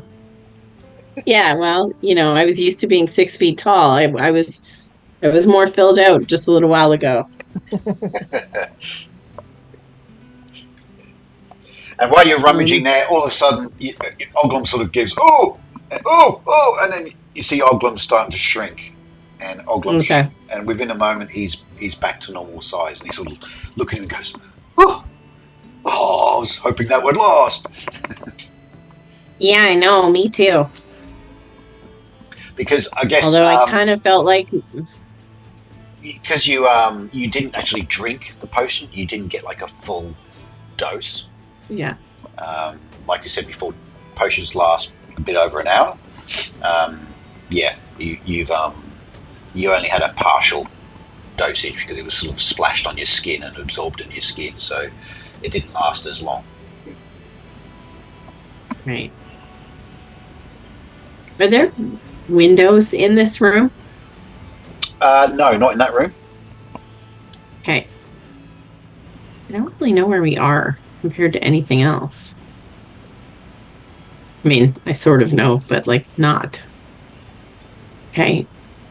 I mean, I'm curious about the thing in the bubbling thing, but that could be very bad if it's like gonna kill us right now. It's hot. That might not be good. We should get added to taste it. Just say it's Like, we got you a drink. yeah, it's a cool rare liquor that you can drink. Yeah. It's a cocktail. Well, I mean, when I thought it was a big bubbling cauldron, I was like, is this Clover's thing now? She just tastes things just out of the blue, like I did with or just goes to touch things like I did with the waving mushrooms. Yeah, you'd think you'd learn your lesson by now. No. We can always put them in vial, and then next time we see an enemy, we just throw one at them to see what happens. We can't get it. We'd have to get it open. It's like a big sealed tank. Oh. I feel like it might splash on us trying to open it. Don't they have like vial that we can turn? Maybe. Got to get it out somehow. You can take a look. Why am I waiting?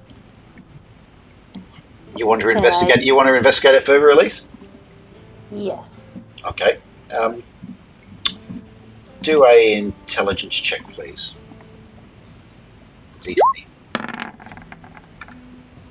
Oh. 6, and I have +2 intelligence, so 8. Yep. Okay. You examine the vat, and you pretty easily can work out that there's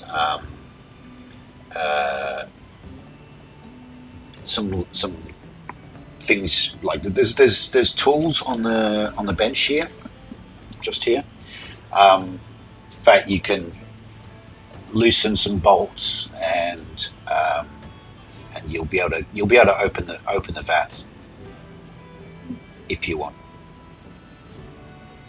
Do they have like masks that I can like put on before opening the vat? No, unfortunately, the OHS requirements in this lab are not too strict.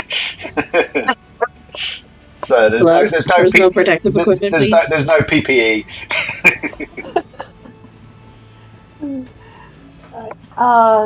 I can try it, but I think everyone else should be outside the room in case this turns us all into like, I don't know, bubbly jellyfish. All right. Yeah. Selling it. You definitely don't want to be a bubbly jellyfish. Yeah, that's right.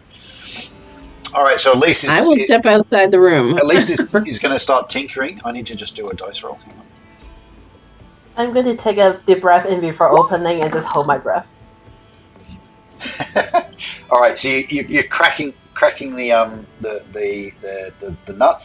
You start loosening things, and the vat is it's like in two halves, and you sort of you break the seal, and you hear it, and then there's a whiff of pungent smoke, steam sort of thing comes out of the as you crack the reaction vessel and open up, and it's a really pungent, strong odor.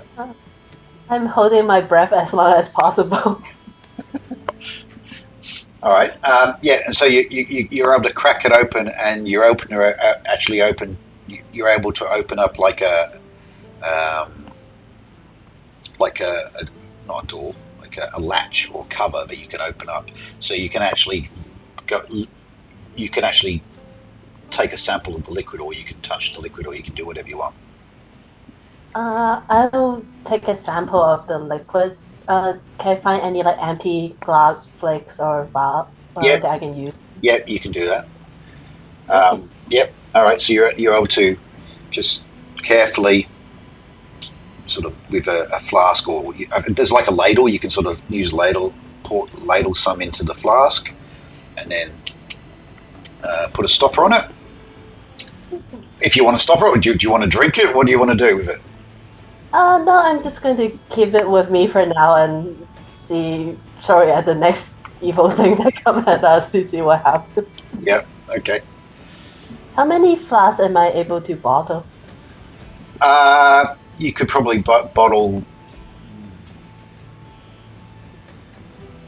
Well, there's probably you could probably get about 3 flasks full, just from the empty flasks that are lying around. There's quite a substantial amount of this liquid, but you could take 3 flasks of it. All right, I'll take 3 flasks for now. We're bottling stuff now. It's like, we're gonna do it. On your mark, get set, and go now. Only for people from the 70s. Yeah, that reference is lost on me. You didn't watch Laverne and Shirley, I guess.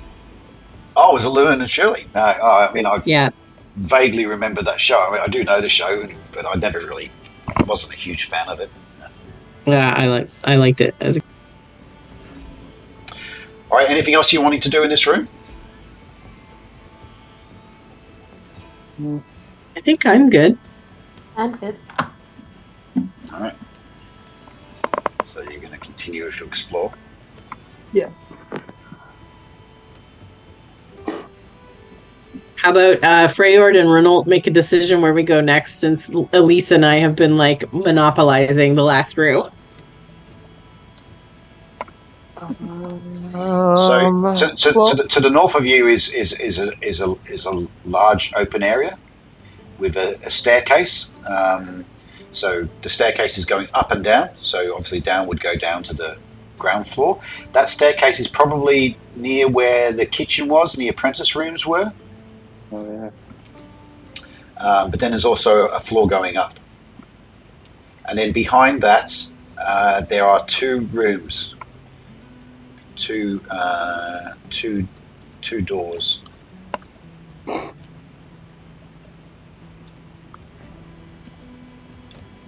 Let's.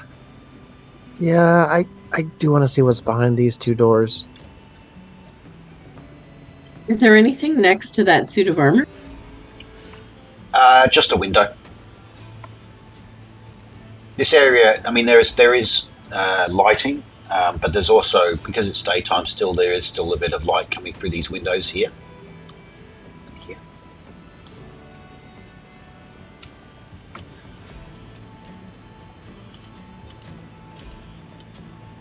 Oh, and one more thing. This thing that I'm standing next to, is it just like a piece of furniture with a light on it, or is it something that has drawers? It's just a table with a candelabra on it. Okay. All right. Lead the way, gents. Which room do you want to check out first? I'm already in front of a door. Oh, shit. I didn't even see you up there. Okay. Where's Freyord? And for some reason, I can kind of see into it. Like Freyord is right next to Renault. there's like a pentagram on the floor, and looks like a body that's been harvested of organs or something. Are you opening the door? Yeah. Alright.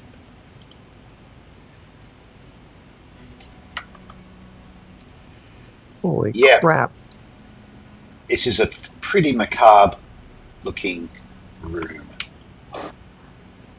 This is what I'm talking about. Yeah. Yeah, and it doesn't take you long. Hang on, I'll bring it up with me. Okay, it doesn't take you much time to deduce that this is actually a necromancery room, for want of a better term. Yeah, it's similar. It's got a bit of an odor, just like that down in the dungeon when you encountered Dahlias.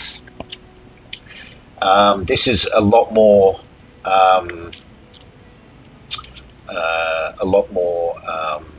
in depth. There's a lot more equipment and things lying around, and there's like a cadaver on the bench. Yeah, and the table's got a blood stained. There's cleavers and things and stuff lying around.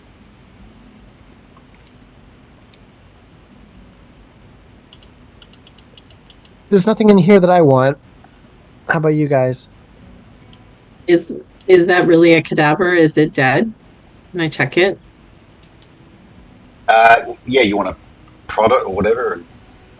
Yeah, like I don't know, like whatever would be the medieval equivalent of checking if it has a pulse, like just You want to seeing if it's try doing some warm or CPR? whatever. You can try Well, I don't know, CPR like if Yeah, you grab its like. I mean, hand you or pick something. up its hand and it sort of just drops. And it's cold and clammy to touch. It's not stiff like rigor mortis or anything like that, so it's not recently dead. Yeah. It seems to be a bit preserved, like it's like the body has been like partially embalmed or whatever. So the skin is a bit sort of I don't know, maybe waxy feel about it. It's almost like it's a demonstration dummy.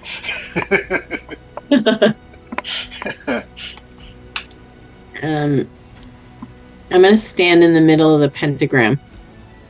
Oh, okay. You stand there, and being because you're magical, you can kind of feel a little bit of a magical aura, but it's not very strong. It's fairly weak. Oh, that's cool.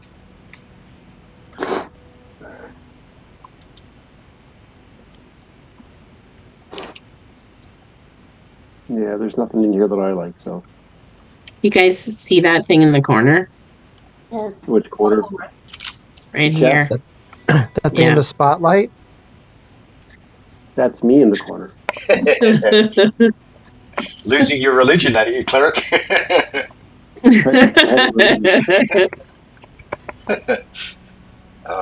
Do one of you guys want to try to get into it or see what's in it? That seems to be a chest. Who has check for traps? Mine is not good. That would be Ada. Ada can try and check for traps. Yeah. Or check for traps. I can also sense danger within 3 feet. Have you cast it today? I don't think you have. So. Ada cast it when you were down on the ground floor. I haven't in today's gameplay, but I don't know how long the day itself has lasted. You slept overnight in the dungeon, and the only ones who've cast spells since you woke up was Ada cast Detect Danger. That's a one-shot spell for today. So you've still got 2 spells that you can cast. I may not have set up Detect Danger, though. I don't know if I've got a note for it. Let me see if I think I've got Minor Wounds, Virtue, and Guidance. Guidance, Cure Minor Wounds, Speak with Animals. Virtue. Speak with Animals and Animal Friendship, I think I've got here. Yep. Yeah, and Ada had to Detect Danger, yep. And Freyord's got Light and Cure Light Wounds. Clover's got Read Magic and Charm Person still. She used her sleep. And Lise, you've got Read Magic, Phantasmal Force, and Spook. You used to got all your spells because you've been using your stored spells, didn't you? So, that's what I'm going to do. I'm just going to double check what Ada's score is. Checking for traps.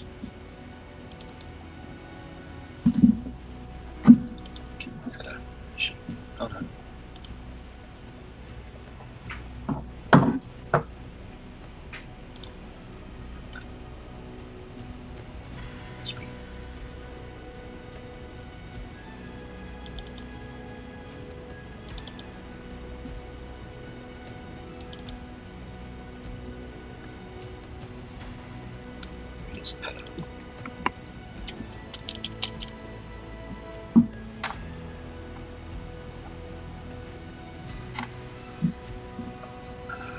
Okay, I'll roll to see if you can detect traps.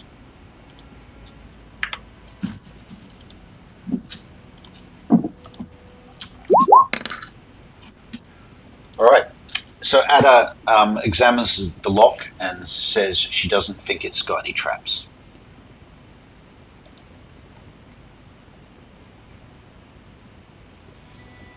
Let's open it. All right, who wants to open it? I'll open it. Yay. All right, Freyord, you fiddle with the lock, and it's not locked, but it's got a latch to stop it opening, and so you unlock it, and as you go to open the lid, you start to hear some movements, and then as you open the lid, you get a whiff of a bad odor, and in the chest is some body limbs, like hands,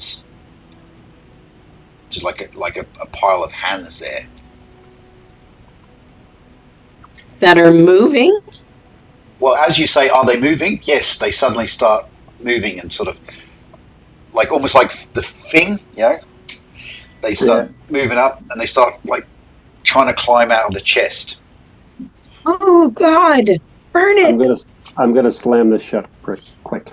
Okay. As you go to slam it, some fingers stick under the lid like this, trying to close it. Who's got a sword? Cut the fingers off.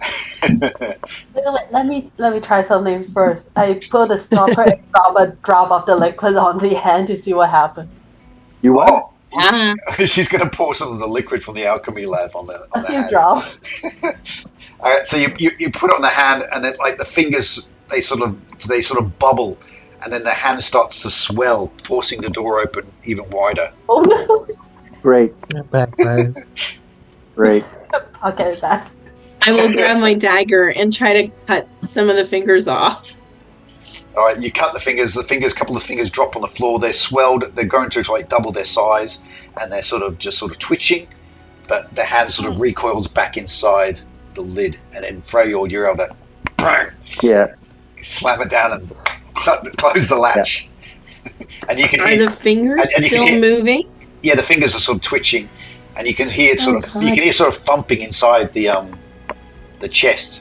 And the chest is kind of rocking a bit, as if the hands are like all trying to push on the inside. Yeah. Oh my God, that's disgusting. There's nothing good about this place. Let's get out of here. No, I don't want to be in this room anymore. No, let's go. Okay. I'm out. There's nothing in here that appeals to me. I'm gonna kick a finger across the room. Yeah. I want to get it away from me. And you kick it away. A little worm crawling across. It sort of starts crawling towards you like this. I get me out of here. Everybody out! Everybody out! Run away! Run away! Run What's in the other room? That's where we're going. Let's go do that one instead. I don't think it can be worse than this room. Please be a happy room. Please be a happy room. Who would ever choose necromancy as a career path? Oh, there are some perks, I suppose. Never die. Depends on what the guidance counselor tells you when you're in medieval high school. Yeah. Travel the world. You'd be see people, dig them up. You'd be really great as a gravedigger, or a necromancer, or someone who picks up cow dung and turns it into things to burn for heat. I don't see you as college material, but have you thought about necromancy? Or typing. Have you thought about typing? Yes, I had you down for manual labour in a field and dying of dysentery. That sounds great. All right, Renault, you gonna just open the door, or you want to listen at the door, or whatever? Nope, we're just going in. Yeah. Ain't nobody got time for that. Mm-hmm. All right, door is Open sesame. Open. Ah. Open. Freyord's in. The sound that you hear coming into the room is like a clock ticking. Okay. And when you come in this room, it's like gadget heaven. If you're into gadgets, this is the place. It's just full of clockwork stuff. There's like you can hear. Genius. There's like things moving, like on, almost like a perpetual motion machines that are sort of moving, and there's lots of piles of cogs and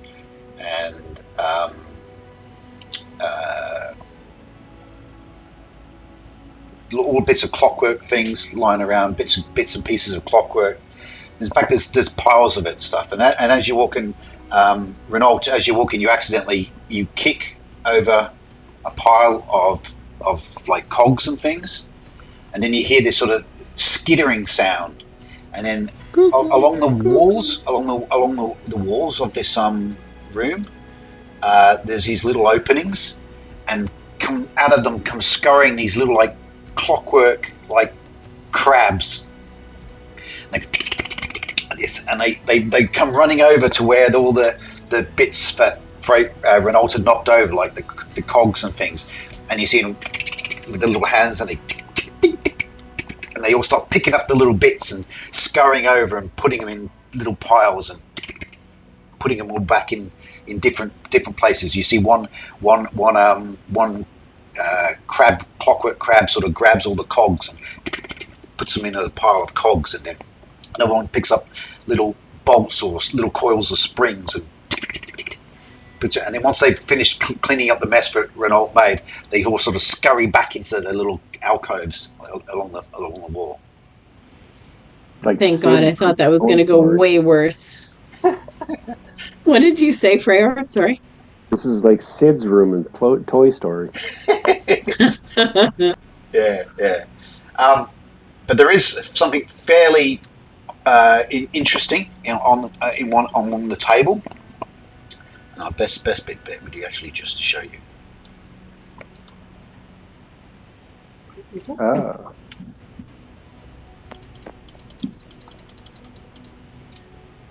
Huh.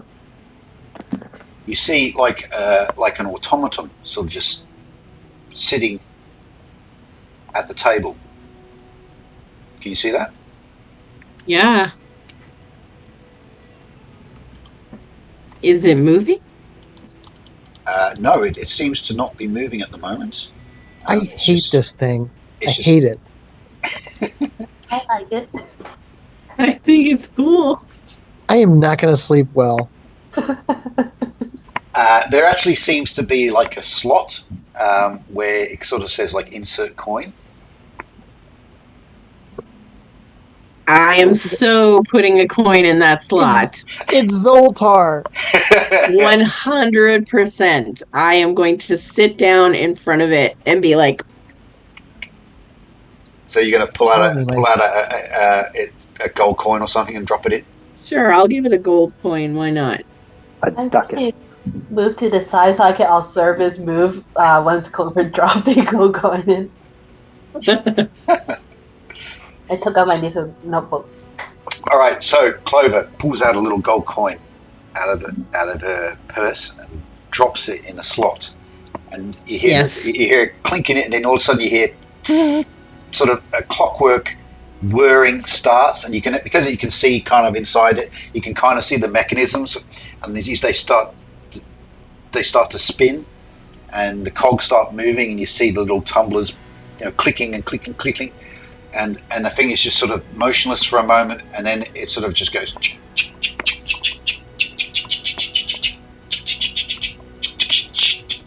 It sort of starts. I mean, this thing doesn't have any legs. It essentially just sort of sits at the desk, and then one of its hands sort of, and it moves over to.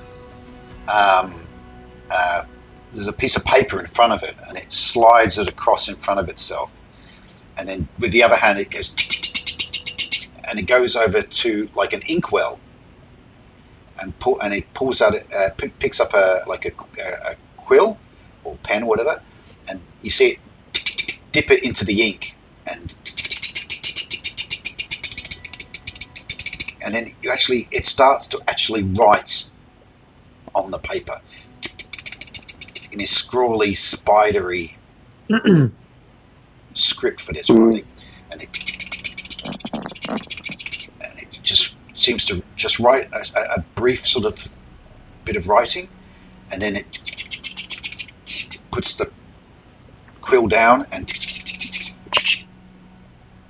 it stops.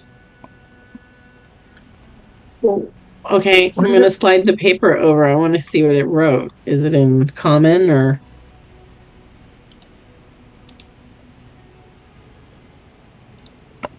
And this is what you see. Can you see that? Yeah. It hasn't changed for me yet. You have to scroll down. Oh, it's further down. Sorry. Okay, hold on. Upside It's- down. Flip it around. It's backwards and upside down. The God. There's an app for that.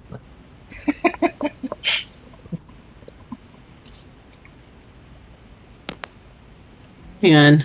Hang On. I It's my know what freaking you, print screen. I Take know a what photo. you did last summer. Hey, give me a second here. I'm working on it too. My computer's going really slow.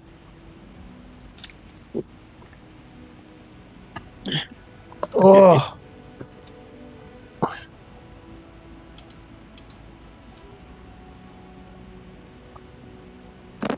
Hmm. Does anyone have a mirror? no, don't open media. Oh! I just read it. What? It says the crabs have the key. Allure? ALORE, it looks like. The crabs have the key. Oh, okay. Oh, the little crabs. The little mechanical crabs. Oh, Oh, In wonderful. what? key to what? To his heart. Hmm. To this whole mystery. I wonder if we have to like knock more stuff over to get the crabs to come out and like check them, or how many crabs were there, Neil? Was there like 2 or 3, or was there like 100? There wasn't 100. There was probably at least half a dozen. So if we pile stuff like in the center of the room, the crabs should come out and want to put it back into place, and they'll all have to come out.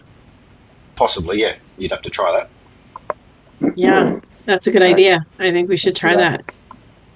All right. I don't even know what this key is for, but I want this key. Yeah. I don't remember anybody named Allure.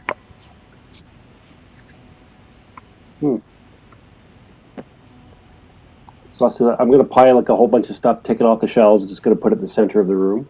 Okay. Yep. See if I can draw the crabs out. So as they come out, we can just pick them up and check them. Yeah. So as you basically grab a handful of stuff, like a couple different things, and just drop them in the room. Straight away, you hear the whirring and the clockwork sound, and you hear the skittering again, and out come the little clockwork crabs, and again they start picking up different things, and like one crab will pick up cogs, and then another crab will pick up springs, and another one will pick up nuts and bolts, and they go scurrying back and sort of put them in either little containers, and they all put the same thing in one. Like there'll be a container where he'll put all the cogs in that container, and then another one will put all the springs in another container, and they're scurrying around, and they pay no heed to you. They're just doing their sort of mechanical programmed sort of skittering thing. Can I pick one up? Yeah, you can grab a crab, and as you pick it up, they're probably about yay big, sort of thing, and its hands are sort of it's just legs are just reflexively flailing, and you can see inside it. I mean, these things are you can see the workings inside of them, and you can see there's a series of like weights and things that like if you pick up 2, there's different sort of like settings of these weights inside. So when you put it back down again, they all scurry off and go after their own particular thing that they're looking for. There's no key. Not in the crabs, no. Where do the crabs come from? Maybe the key is where they originate from. The crabs are in these little alcoves on the floor, like you know, like you have your little house vacuum cleaners, like the Roombas. They go back in their little alcoves. Wonder if they're like a Voltron key, like all the little crabs stick together to make a key. It says they have the key, though, not they are the key. Around the room, is there anywhere like a box or somewhere that seems to need a key? I mean, it's a packed room. Like I said, there's lots of different like mechanisms, partially constructed automatons, and there's lots of boxes of different items that you could use to make these magical constructs or clockwork constructs. You could search through the whole lot, but it would take you a long time to search through everything. Can I, before I put the crab back down, can I say to it, "What key? Where's the key?" There has no response. They seem to be Doesn't answer me. They seem to be just pre-programmed to do one thing, and obviously their job is to keep the lab clean, or at least organized. So they scurry away, and they put certain things in different areas. Like there's a spot for different things. I wonder if the robot will tell us something else if we pay it again. Could we pay it in like Electrium or whatever? Would that work differently than a regular coin, or is it just like a quarter?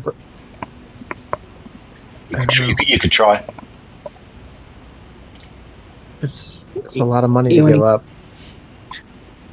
But you know what? Given an electric You only live once, everybody. Let's do it. Let me drop one of my big.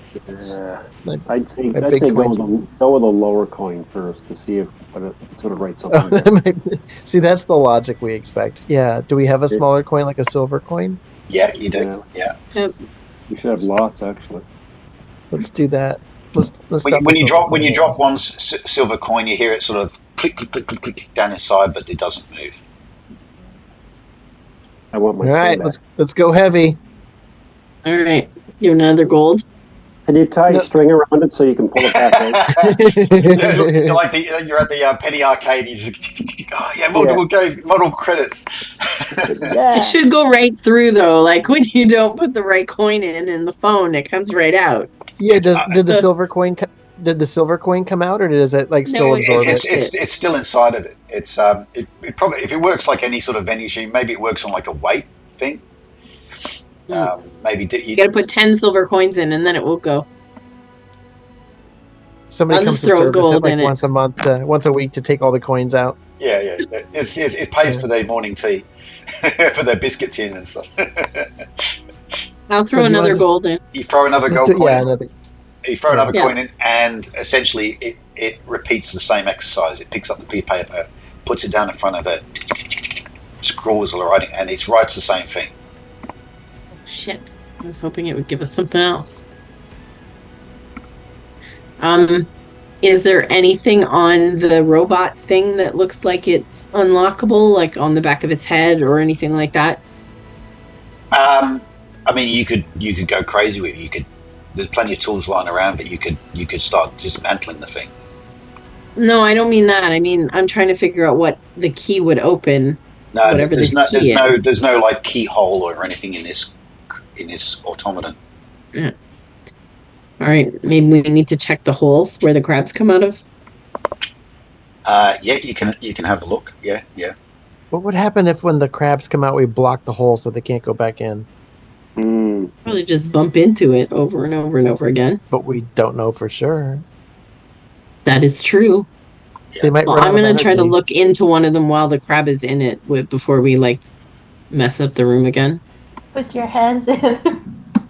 Yeah, no. So, I've seen the Scorpion King. I'm not doing that. So the alcove, it's almost like, it's not like a charging station, but they seem to be quite nestled in. They sort of tuck their little claw hands in like this, and they scurry backwards, arse in first. They sort of slot into these little alcoves. There's nothing else in there. It's just a hole. You'd have to, if you want to pull out a crab, you could try and pull out the crab. Sure. All right, so you grab a crab and you pull it out. Sure. And behind it, you can see a smaller hole, and you can sort of see some a glint of like metal, like there are other sort of gears and things behind the hole, or inside the hole, I should say. Okay, there must be like a trap door or something here, or like a secret door. Could Molly go get that key? Oh my goodness, you are smart. Yeah, I'm gonna grab Molly out and be like, Molly, go check in this hole. What's in there? Be careful. Molly got orange worms for Molly? Yeah, no, I'll give him like half a carrot. You get the other half when you come back. Be careful. If you come back. Hey, shh. What Molly do? What Molly do? What Molly Check do? in there. Tell me what's in there. Okay. You put him down and he sort of sniffs the air and he sort of tentatively walks up and goes, and then he backs off and goes, shiny crab, shiny crab. Oh, I thought I pulled the crab out. Oh, okay. All right. Yep. Okay. So it sniffs, and then it moves in, and you see his little body go inside the hole, and you hear little, and then That's the end of Molly. after a moment, Molly sort of Hi, Molly. Molly scurries back out and goes, I don't know how to explain for a creature that doesn't actually know what these things are. Metal teeth. That's the gears. Hmm. Oh, good. Okay. I don't know. There's got to be like a way to get behind there without having to break down the wall. So can I pull out 2 crabs to try to investigate and figure out how do the programming work on them, like what make a difference, to see if I could reprogram them? Yeah, if you pull out a crab, like I said, there's like a series of like sliding like weights that you can like almost like there's almost like a circuit. You can slide these weights inside the mechanism, but you can kind of just reach in with your fingers and sort of just slide the weights along. You can play around with that if you like. I like to play around to see if there's like a way to figure out how it works and if there's a way to program it to grab a key. Okay, so you move some weights on the first crab and you put it down on the ground, and it sort of spins around in circles, like it's the programming's not working on it. It's sort of just going around in circles. I try looking around with the books and in this room to see if there's a book about programming the crab. Nice. Okay.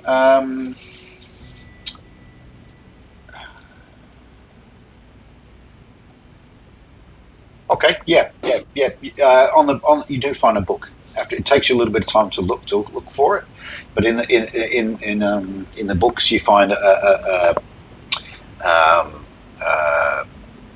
yeah, I don't know what you want to call it. A crab instruction manual. And yeah, so we open up it. Basically, yeah, you can see a series of diagrams of where the weights are corresponding to whichever particular object that you wanted to pick up. Hmm. Did it mention key in any of the? Like I flipped to the back for the glossary and to see if it has key mentioned in the book. Yes, it does. Ooh. So you can go to the page where it says key, and yep, there's a diagram for the weights and where you slide them into the positions. Ah, I do that. At least you're a freaking genius. Okay, so you slide the weights and then you sort of put it down on the ground, and it sort of just seems to be waiting. Oh, shoot. Key. What's that? I just say key to the crowd, trying to see if it And it's do just something. It's just Go. Start. Can I check the wall where they come out of to see if there's like a sliding door or a secret door? Because I have a way, like my sliding walls. I don't know if that's like construction or if yeah, it's... no, you can. You're obviously a gnome. You're a bit of a tinkerer. You know a little bit about this sort of stuff. You're able to deduce that there seems to be behind the initial alcove. There's probably a mechanism that's all related to the workings of these crabs. But I can't get to it. Like there's no door that I can seem to find to get to it. It's built into a cavity in the wall, and it's small. Allure. Yeah, like I'm wondering what that means. Elise says allure, but there's no response from the crabs when you say allure. I flip through the menu again to see if there's like a password section or keyword section. There's no mention of allure. It basically, the instructions say these crabs maintain the laboratory. They collect and gather objects as per programming and return them to their rightful place. So maybe there's not a key in this room, but there's a key in another room. Well, maybe. Allure, though, what does that have to do with anything?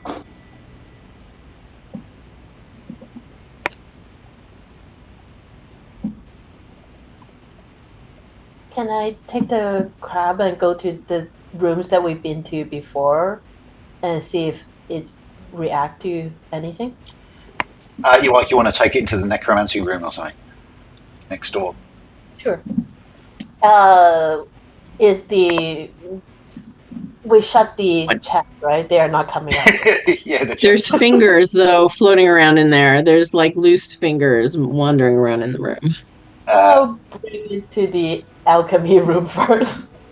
All right, so you pick up a crab and you sort of walk out the door and you walk back across the landing area there to the alchemy room. And as soon as you put down the crab goes and then it scurries, runs out the alchemy room and runs back into the construct lab. And then it goes back into the construct lab and then goes back into its alcove. I take it back out again. I just put it on the ground. And so again, it's just waiting for input. Allure. Does it need a gold coin as well? No. So you programmed this to what? What have you programmed to do? You just collect keys, I suppose. The key. To find keys. It collects them, doesn't it? Oh, sorry. It collects them, doesn't it? Mm-hmm. So if we had a key, it would take it back to where the key is. Yeah. That's brilliant. Does anybody have a key on them? Yeah, you have keys from the got off the goblin. Somebody throw a key on the ground. That's fucking brilliant. You're all brilliant. So is that what you're going to do? Yeah. Do it. What's the key we don't really need, though, because we may never see this again. Well, it's putting it somewhere. We're going to follow it, right? Okay. Yeah, give it the key. All right, so you take a key off the keychain. Sorry, Elise, you can say something? Mm-hmm. Oh, I was just going to say the key off the keychain and then drop it in front of it. Okay, you drop it. As soon as it hits the ground, the crab becomes alert, and it scurries out, and then you see it go, picks up the key, and then scurries, and it goes round a corner in the room, goes to a little box, small little box tucked in against behind a desk, drops the key in the box, and then scurries back into its little alcove again. Let's get that box. All right. When you walk over to you the box, the honors. You thought of it. Yeah. When you open, so I walk over and grab the box. Can I open it? Yeah, it's like an open box, and you can see there's a number of keys in there. And when you tip them out on the table, there's obviously your key that you dropped. You can get that back. There's a couple of small keys, but there is one quite noticeable brass long key. Okay. The rest of the keys are all fairly the same? They look the same? Yeah. Okay. So I'm going to take, I have some string, and I'm going to tie those keys together. Okay. Let me just explain what that key key looks like. And he's going to be the medieval equivalent of a janitor now. Here on his key ring full of keys. Right. That's right. Some He's people got call me keychains. That jingle, jangle, jingle. Okay, so the key is brass, and it's about 8 inches long. And it has like a triangular handle.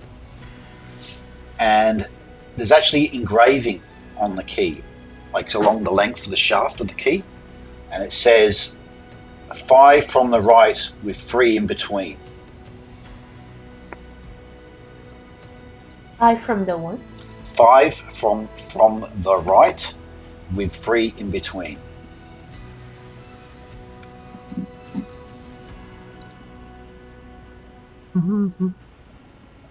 How many alcove is there?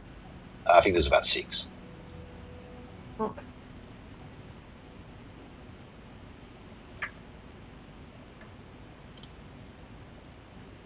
Is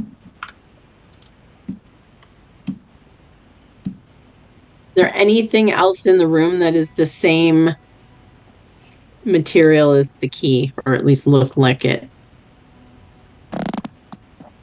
I mean, there's lots of things made out of brass.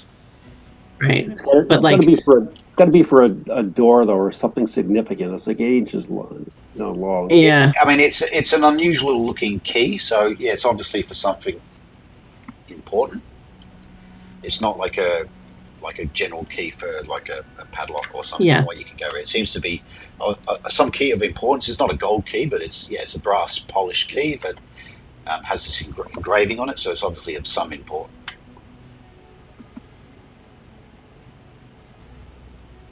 And there's nothing in like those big things in this room, like the thing with the green or any of that. They don't seem to have a keyhole or 8 keyholes or anything like that. No. Okay. Well, maybe we just take this with us until we see where it works. 5 on the right and 3 in between. It says 5 from the right or on the right? It says 5 from the right. 5 from the right with 3 in between.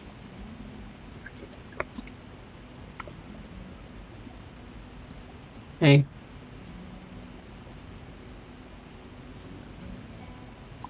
Yeah. I don't know. I don't think we see anything. Like, I don't see anything in the room that this would go in. So maybe it's for somewhere else in the castle.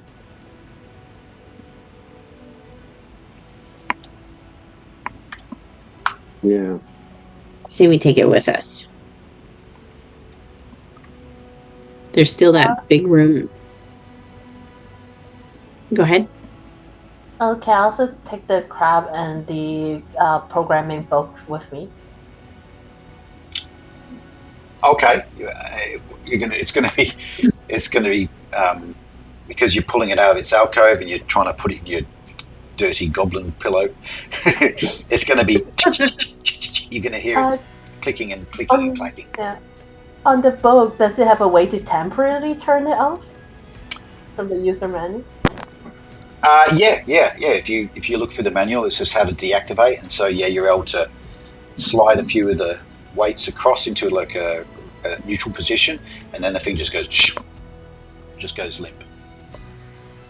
I put both of them. Mechanical crab.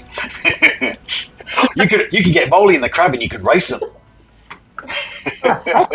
I'm going to take 2 crabs just in case one breaks down. Take one for spares, yeah. Redundancy. Yeah. Yeah, we can always give somebody crabs. Crab. Well, we do.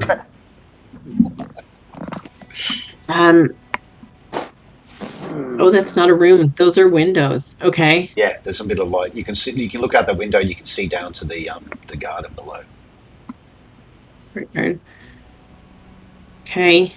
So there's stairs upstairs, and then there's that suit of armor. And the stairs downstairs. Oh, there's more. There's another room over here. Will you go over there? Hang on. Oh, that's okay. That's where the library is. Okay. I think you've done everything. So Yeah. The only thing we haven't checked out on this floor is that suit of armor. Do we want to check it? Yeah, why not?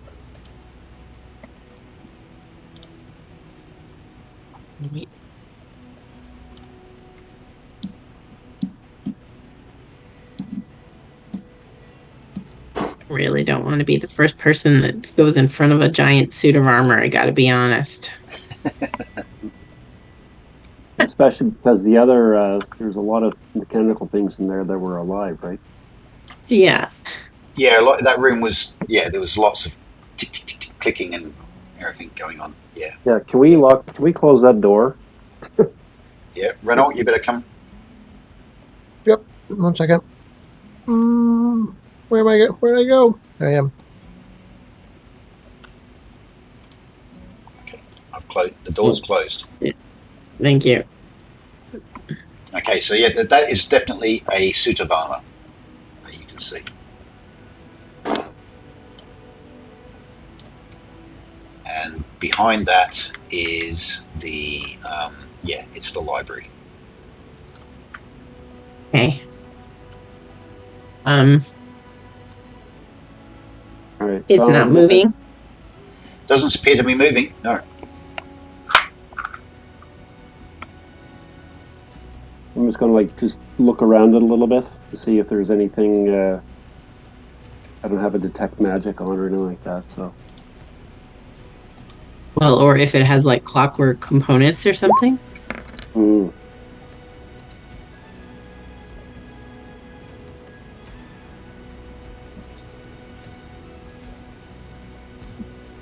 No, it just looks like a regular suit of armor.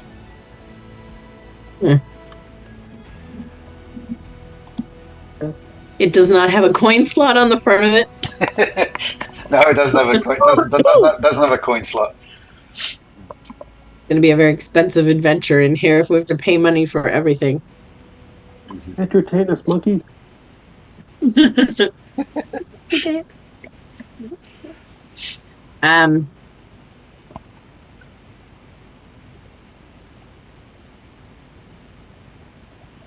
Okay. I'm going to knock on it. Clang, Knock, knock. clang, clang. Hello? It just moves a little bit as you knock it, but it's basically It's not doing anything. It's Okay. hollow. Yeah. I don't Maybe think- it's not nothing. Maybe it's just a decoration. I don't know. Okay. Maybe pour some You of that wanna- potion, at least.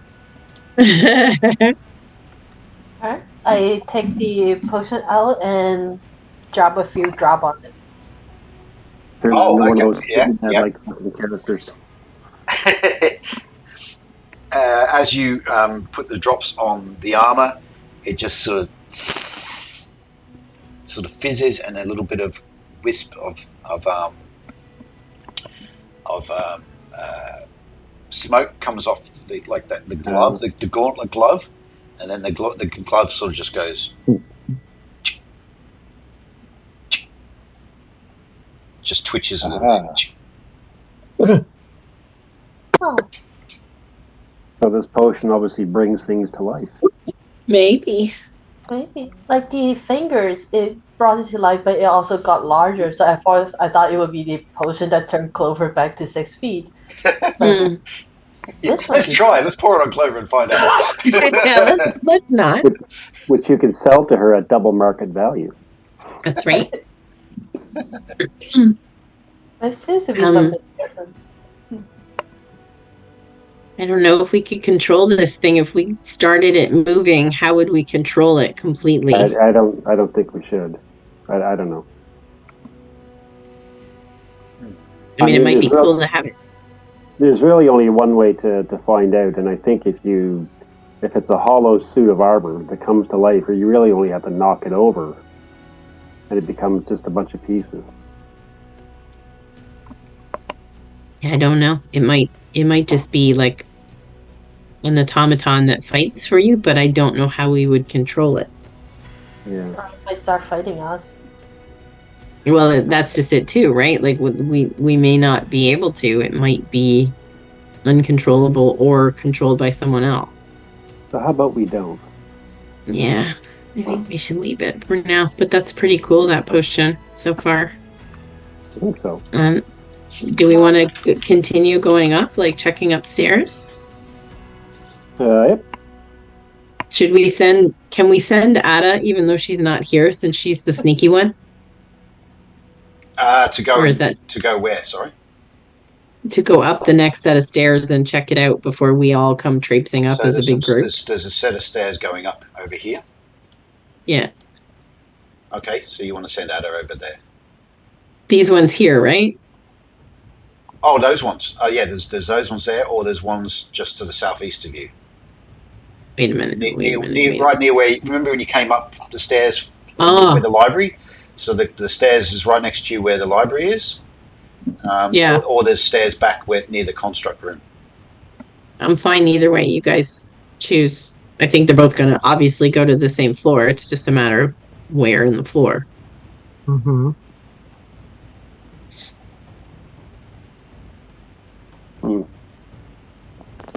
I would say maybe the one near the construction room, because out of all the room on this floor, only the library have that room, and the construct room is not right in front of the library where she can look out and see us. Good point. Okay. As you are approaching the stairs, you hear a whistling sound, and then you actually see a man walking down the stairs. Yeah. He basically, as you're at the foot of the stairs, he just walks up to you and he goes. He stops and he's very finely dressed. He's very neat, very precise. He looks very much like a butler. Oh. And he just looks at you guys and goes, "Who are you? What is this? What are you doing in our castle?" We're the new recruits. This is preposterous. Just people wandering out of castle, causing a disturbance and causing mess. The master will not be happy with this. Who are you people? Explain yourselves. We're the new recruits. There are no things like recruits. But we were sent. Alcar called for us. Alcar is not the master here anymore. Master Olivia runs this castle now. Master who? Olivia. That's what we meant to say. Yeah. The magnificent Olivia, his benevolent wisdom rules this castle now. The days of the darkness of Alcar are gone. Are you sure? Well, Are you sure the darkness is gone? Yes. We've seen a few things. I don't know. I do not understand who you people are. I think my master should know what is happening. We're explorers and we're a little lost, and we found ourselves in this castle. We're trying to find our way out. So we stumbled into some of the rooms here accidentally, and there was. I'm not going to lie, but there's some creepy shit in here. Like you're talking about, like the darkness is all gone. There's a room with fingers crawling on the floor. This is the workings of a magical castle. Yeah. I don't know if you consider that like fun stuff, but there was a pentagram and there was hands trying to get at us, and and then there was a room that had like some goblins with tentacles. There were like 5 of them that became one being. He goes, doesn't seem like a happy place. This will not do. This will not do. This is not. Yeah, this is not Disney, my man. So maybe my master must be alerted to this. And you see him pull out. Can you take us? Can you take us to him? Because we'll tell him everything we've seen. You see him pull out of his vest. He pulls out like a bell, and then he starts ringing it. And he goes ding ding ding ding ding ding ding ding. He goes, "Intruders! Intruders in the castle!" Shit. And he starts sort of trying to get away from you guys, stepping back up the stairs. Yeah. So I'm gonna grab him. Yeah. Okay. And I'm gonna punch him in the face. Shut up. Okay, let's do a Shut up. Let's do a reaction test. Do your dexterity. You know what? What do you want me to do? Dexterity. D20. D20. D20? See if you're quickly thinking and grabbing. Oh! No, you have to roll under it. Oh shit! I hate that.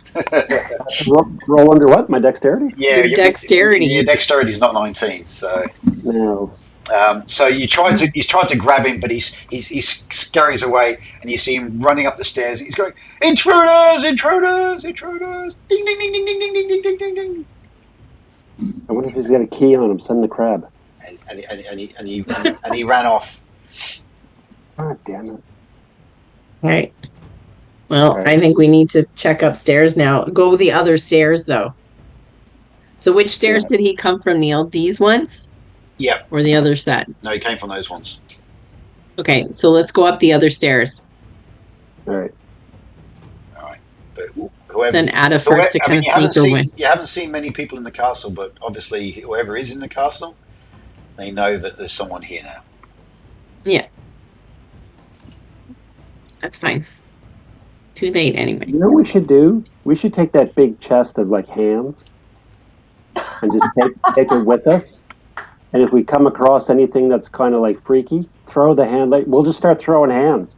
It's like being in a bar in Tijuana and you've had too much tequila. Throwing hands. One more drink and someone's catching hands. You're gonna go and grab the handy basket.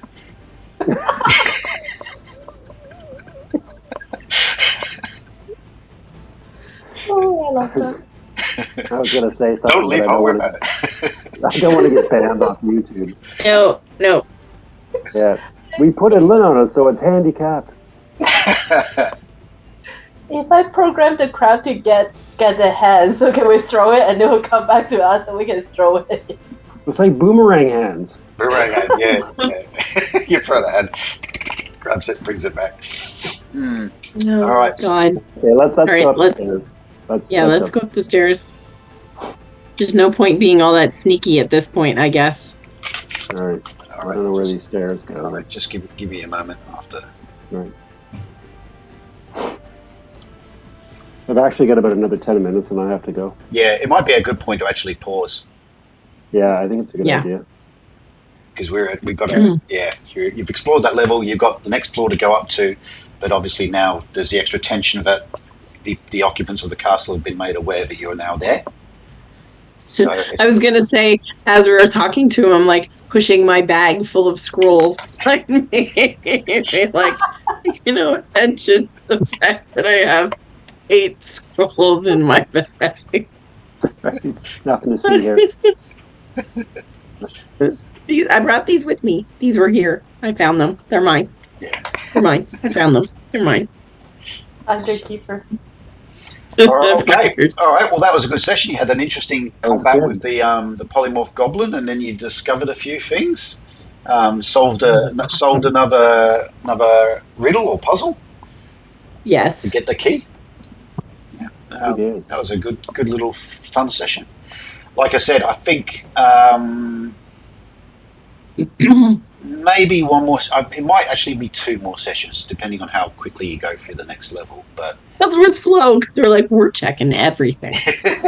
We are dungeon crawlers, man. That's right. We are. although goblins. the fact that people know you're in the castle now means that things are probably going to happen quicker. Yeah. Events. Can we set up kill some them more all. can we set up some more booby traps, Home Alone style? In the, Oh, well, in the Elise castle? is the MacGyver of the group. She's the one who normally sets traps. Yes. I go pick up my marbles and put them on the stairs that the guy just ran up, so that when they come Okay. running down, they. Look, I found my marbles. Yeah, those marbles, they're scattered all over the room. You didn't collect Hey. them. No, I didn't. I left them there.